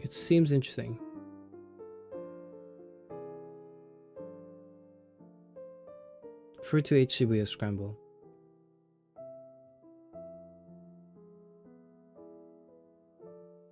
It's a visual novel? I got scammed. By the trailer. I watched the trailer and I thought it was fully FMV. Like It's a visual novel? There's just text I have to read? No, I don't know if I want to do that. I don't know if I want to do that. Okay, decide now. Is it Road to Empress or Wolf Among Us? Star pool. Which one tomorrow? Road to Empress Wolf Among Us. Decide now, everyone here who's still left. And then I might not take your answers into account. I may just use it as a reference and then base my own personal decision on the matter, but I want everyone to vote on it first so I can give the illusion of a democratic vote, I think.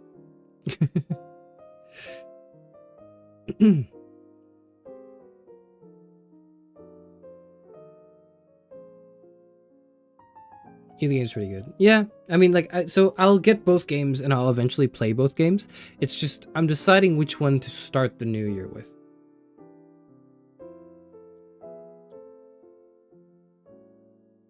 Funny game you should check is Press X to Not Die, though I guess it's fit for more amateur art talk. Okay, bring it up again then when we maybe delve into aesthetics a bit, because I'm not really into aesthetics. I'm not going to do aesthetics now, but it might be an arc we'll do eventually. I've been asking to stream for you to stream Wolf Among Us since June, but I really want to see you fail as a Chinese concubine. Well, make your choice then. Let me die. Make your choice. Make your choice. I don't know why Let Me Die. Sometimes I'm hesitant to read your name. But then I think, like, that's something I just would say, so why am I even hesitant to say it? You're gonna get souped so many times. Okay, I'm not getting souped. That won't happen, right? That recommendations for you, and it's 5 Hearts Season 2. Kill me. Kill me.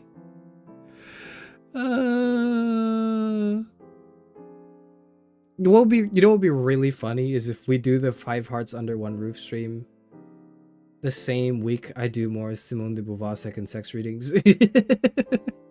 The same week I do more feminist literature readings, I play 5 Hearts Under One Roof. I think that would work.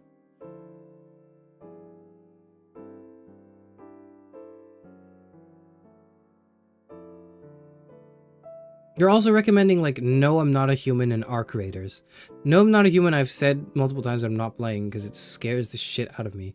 And Arc Raiders, I've said that I'm not playing. No, I've not said that, actually. Arc Raiders looks like a game that my computer can't run, maybe. Or if it can run, it's a multiplayer shooter. I do not have the necessary, like, squad now to queue up in Arc Raiders, so no.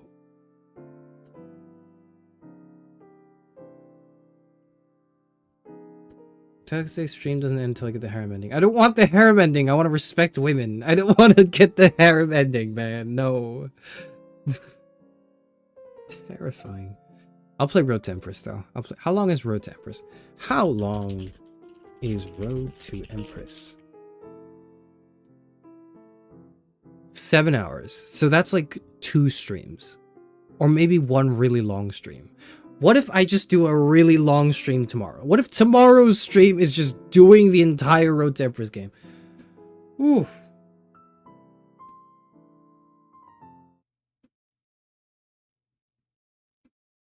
What if my music stopped? It does this every time I, like, stretch. Sorry, I was stretching. Didn't you say in college you were the CS:GO king or something? No, I've never said that. I'm horrible at Counter-Strike. I've played it a lot. I have 1,000 hours in it, I think. Well, let me see. Counter-Strike. Where's Counter-Strike? It's been a long time since I played it. I see it now. Counter-Strike 2. I have 1,300 hours in it, and I'm still bad. And I'm still bad. I'm horrible, actually.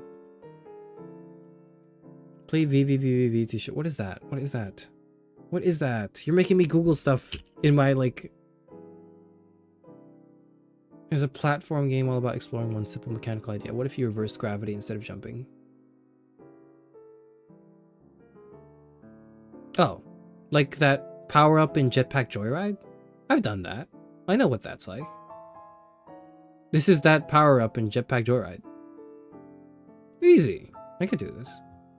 I'm not going to. I'm not really interested in it, but I could. Road to Empress is at least 4 hours if you want the real ending where you're going to become the Empress. Okay.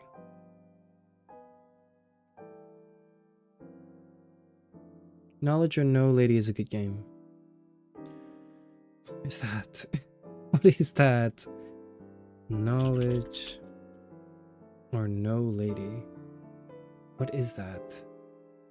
What the hell? What is that? Yeah, you, the sole male student at a women's university, are about to embark on a sweet and laughter-filled campus love journey from a first-person perspective. How will you resist the temptations of the beauties and create your own legend in this girls' school? Why am I in a girls' school if I'm a guy? Why am I the sole male student? They could not have been hurting for, like, philosophy majors, I'm sure. This is fucking weird, man. No. Oh, this is making me skin crawl. This is like more 5 hearts. You're asking me to play more 5 hearts? No.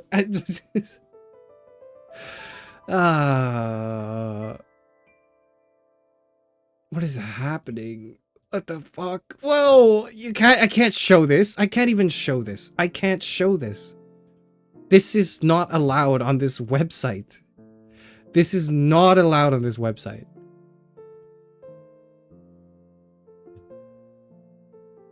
The descriptions for the women are as follows: mysterious girl, gentle sweetheart, cool motorcycle girl, mature school doctor, playful international student, proud senior sister.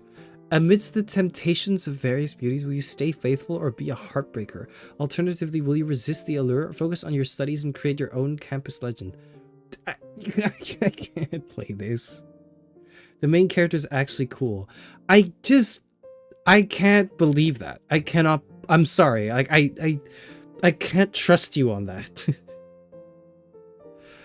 I'm not doing this for February 2. I have already promised to do like 5 Hearts 2 for February. I can't do that and also this. I need to like cleanse myself from FMV like gooner bait. Please, please do it for Women's History Month. No, I'm getting out of here. Leave me alone. Leave me alone. I need to go. Road Tempress wins. Road Tempress wins, and I think that's what we'll do. I think we'll do Road to Empress. I think deciding between, I think because I can do Road to Empress in one stream and just do a mega stream tomorrow, I think that's what I'll do. Okay.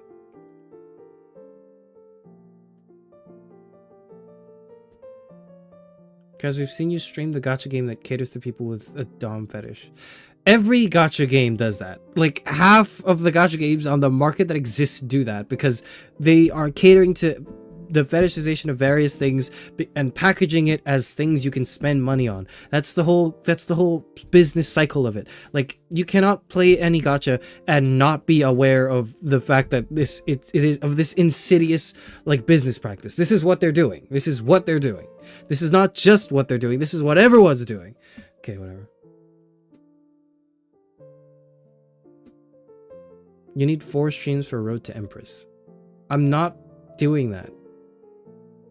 Hey, I'm back. What I missed. Hello, Zero. You missed the rest of the list, which I've outlined and highlighted here. And I'm gonna go now.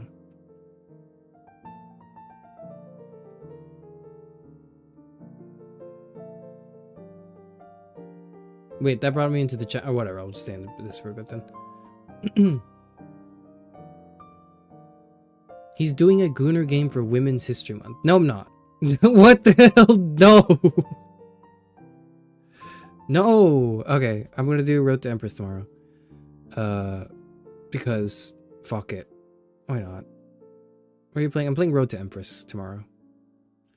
Transistor or Bastion might be interesting. I've heard they're great, even though I haven't played them. Made by Supergiant people who. Yeah, I know. So okay, yeah. I have thought about doing the other Supergiant games too, because they're good games that I know I would enjoy playing, but I don't know if they're like they are games that would be fun to like stream. Like I don't know if people would want to watch me play Bastion. I would love to play Bastion. I don't think people would care. He should do her story for Women's Month and accuse a woman of some crime. I don't think I would be doing that, no. Hades won 70% off. Transistor's on sale too. Sci-fi themed action RPG. You do a little bit of sci-fi. You could do a little bit of sci-fi, why not? Sure. A little bit of sci-fi never hurt anyone. So I want to play Bastard and Transistor, but I don't know if I'll do them on stream.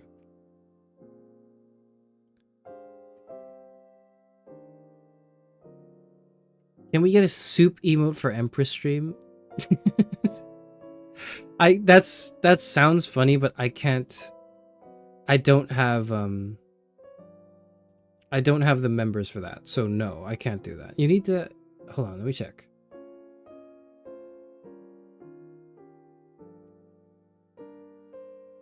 Membership, badges, and emoji. Emoji. Add another one. I can't. I need 5 more members to add 1 emoji. Or I need to take an emoji away. I could take an emoji away. We can take the heart one away, the laugh one away, the chair away, the thinking away, the shock away. I can't. No way. Disgust. Spray. Tomato. We could do that. Can we temporarily replace one with soup? Okay, sure we can, but like, what do you want? What's the soup emote? Sacrifice the chair heart emote for the soup emote. I don't think I'll sacrifice the chair heart emote. I think I'll sacrifice the no way emote, because I don't think that, like, I think it's the least used emote. I think out of all the emotes, like, I think no way is used the least, which is fair, because I think it just doesn't work the way that the original no way does on Twitch, where like it's the dude, and it's because it's animated as well, and it's the dude like moving around in the room. Like, that effect is not achieved in one static image, so that's probably why it's like the least used, which is fine. But I would take that away probably for a soup emote. But like, I don't know what soup you want. Like, what soup? Soup emote. Somebody put it on the Discord, whatever. Somebody put the soup emote on the Discord if you want me to use it. I don't know what, because I don't know what you're talking about. I don't even know if I'm allowed to use these. What if it's like someone else's art? Whatever. Anyways, could do that, but I don't have a soup emote. If I did have a soup emote, I'd replace something with it, but I don't. All right. I'm done. Leave me alone. 2 cancellations last month. Sad to see you go, Tara. My condolences. The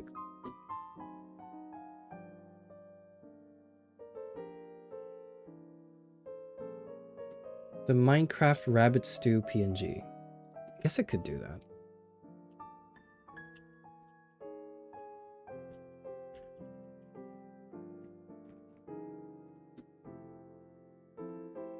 I can't see what it is. I don't know if you'd be able to see it either.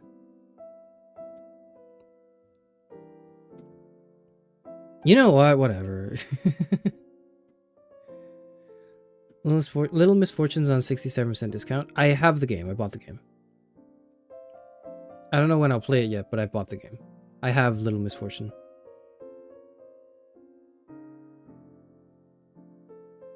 I missed it, but Happy New Year. Happy New Year. Happy New Year. Teacup without handle. You could just do that. Yeah, there you go. Thank you, Parrot. I don't need to make a new emote. You can just use the teacup emote if you want that. Comment on my idea of playing Honey Pop on February or March. I'm not playing Honey Pop because it will actually get my channel banned, I think, if I played it. I think. And you're gonna say, just censor it. I don't want to like have to dance. I don't want to have to tap dance around like laser beams. Please play it. No, There's a SFW version. How SFW can like an actual like adult game have? Whatever. I'm not okay. Whatever. Well, we'll decide. We'll decide it then. All right, get out of my hair. Get out of here. Happy New Year, everyone. That's everything I want to do before I die. I put it into convenient bullet list form, and for myself and you. So you can see the death flags coming, basically. Like when more and more of these. I forgot to ask you, what do you think of the movie K-pop Demon Hunters? I have opinions on that. I'll give them to you tomorrow. I'll talk about the movie K-pop Demon Hunters tomorrow, or like next week or something. I've watched it. Have I mentioned this? How did you know that? Wait, I haven't mentioned this. I haven't mentioned, like, since the last time I streamed. One of the things I was gonna mention is, like, I've watched K-pop Demon Hunters. Did you know that? How did you know that? How did you know that I watched it and I have opinions on it? Okay, whatever. This is, never mind. Nope. Why did you watch it? Because, like, I had nothing to do and I was, like, trying to relate to my grandkids. Like, over the holidays when I was, like, hanging out with, like, family. So I was like, okay, let's put something on like the TV, and then we put like K-pop Demon Hunters on. People read your mind. Did you forget? I want to. I'm gonna forget right now. Here's the list I made of things I want to die, and so the more of these, basically, right? Like you can treat this as like a checklist for stuff that I'll do before my death. If the more stuff that's being done here, the closer I am to dying. I mean, every second I'm closer to dying, but you know, now it's maybe concretized a bit. If you have any questions, don't ask me. You can ask me. You're allowed to ask me for New Year's. You're allowed to ask me. If you have any questions, you're allowed to ask me. I'm gonna go now. Goodbye, everyone. Thank you for watching my streams. I think. I don't know why. I don't know why. I will at you. Okay. You can threaten me. That's fine. Whatever. Alright. Go away. Thank you.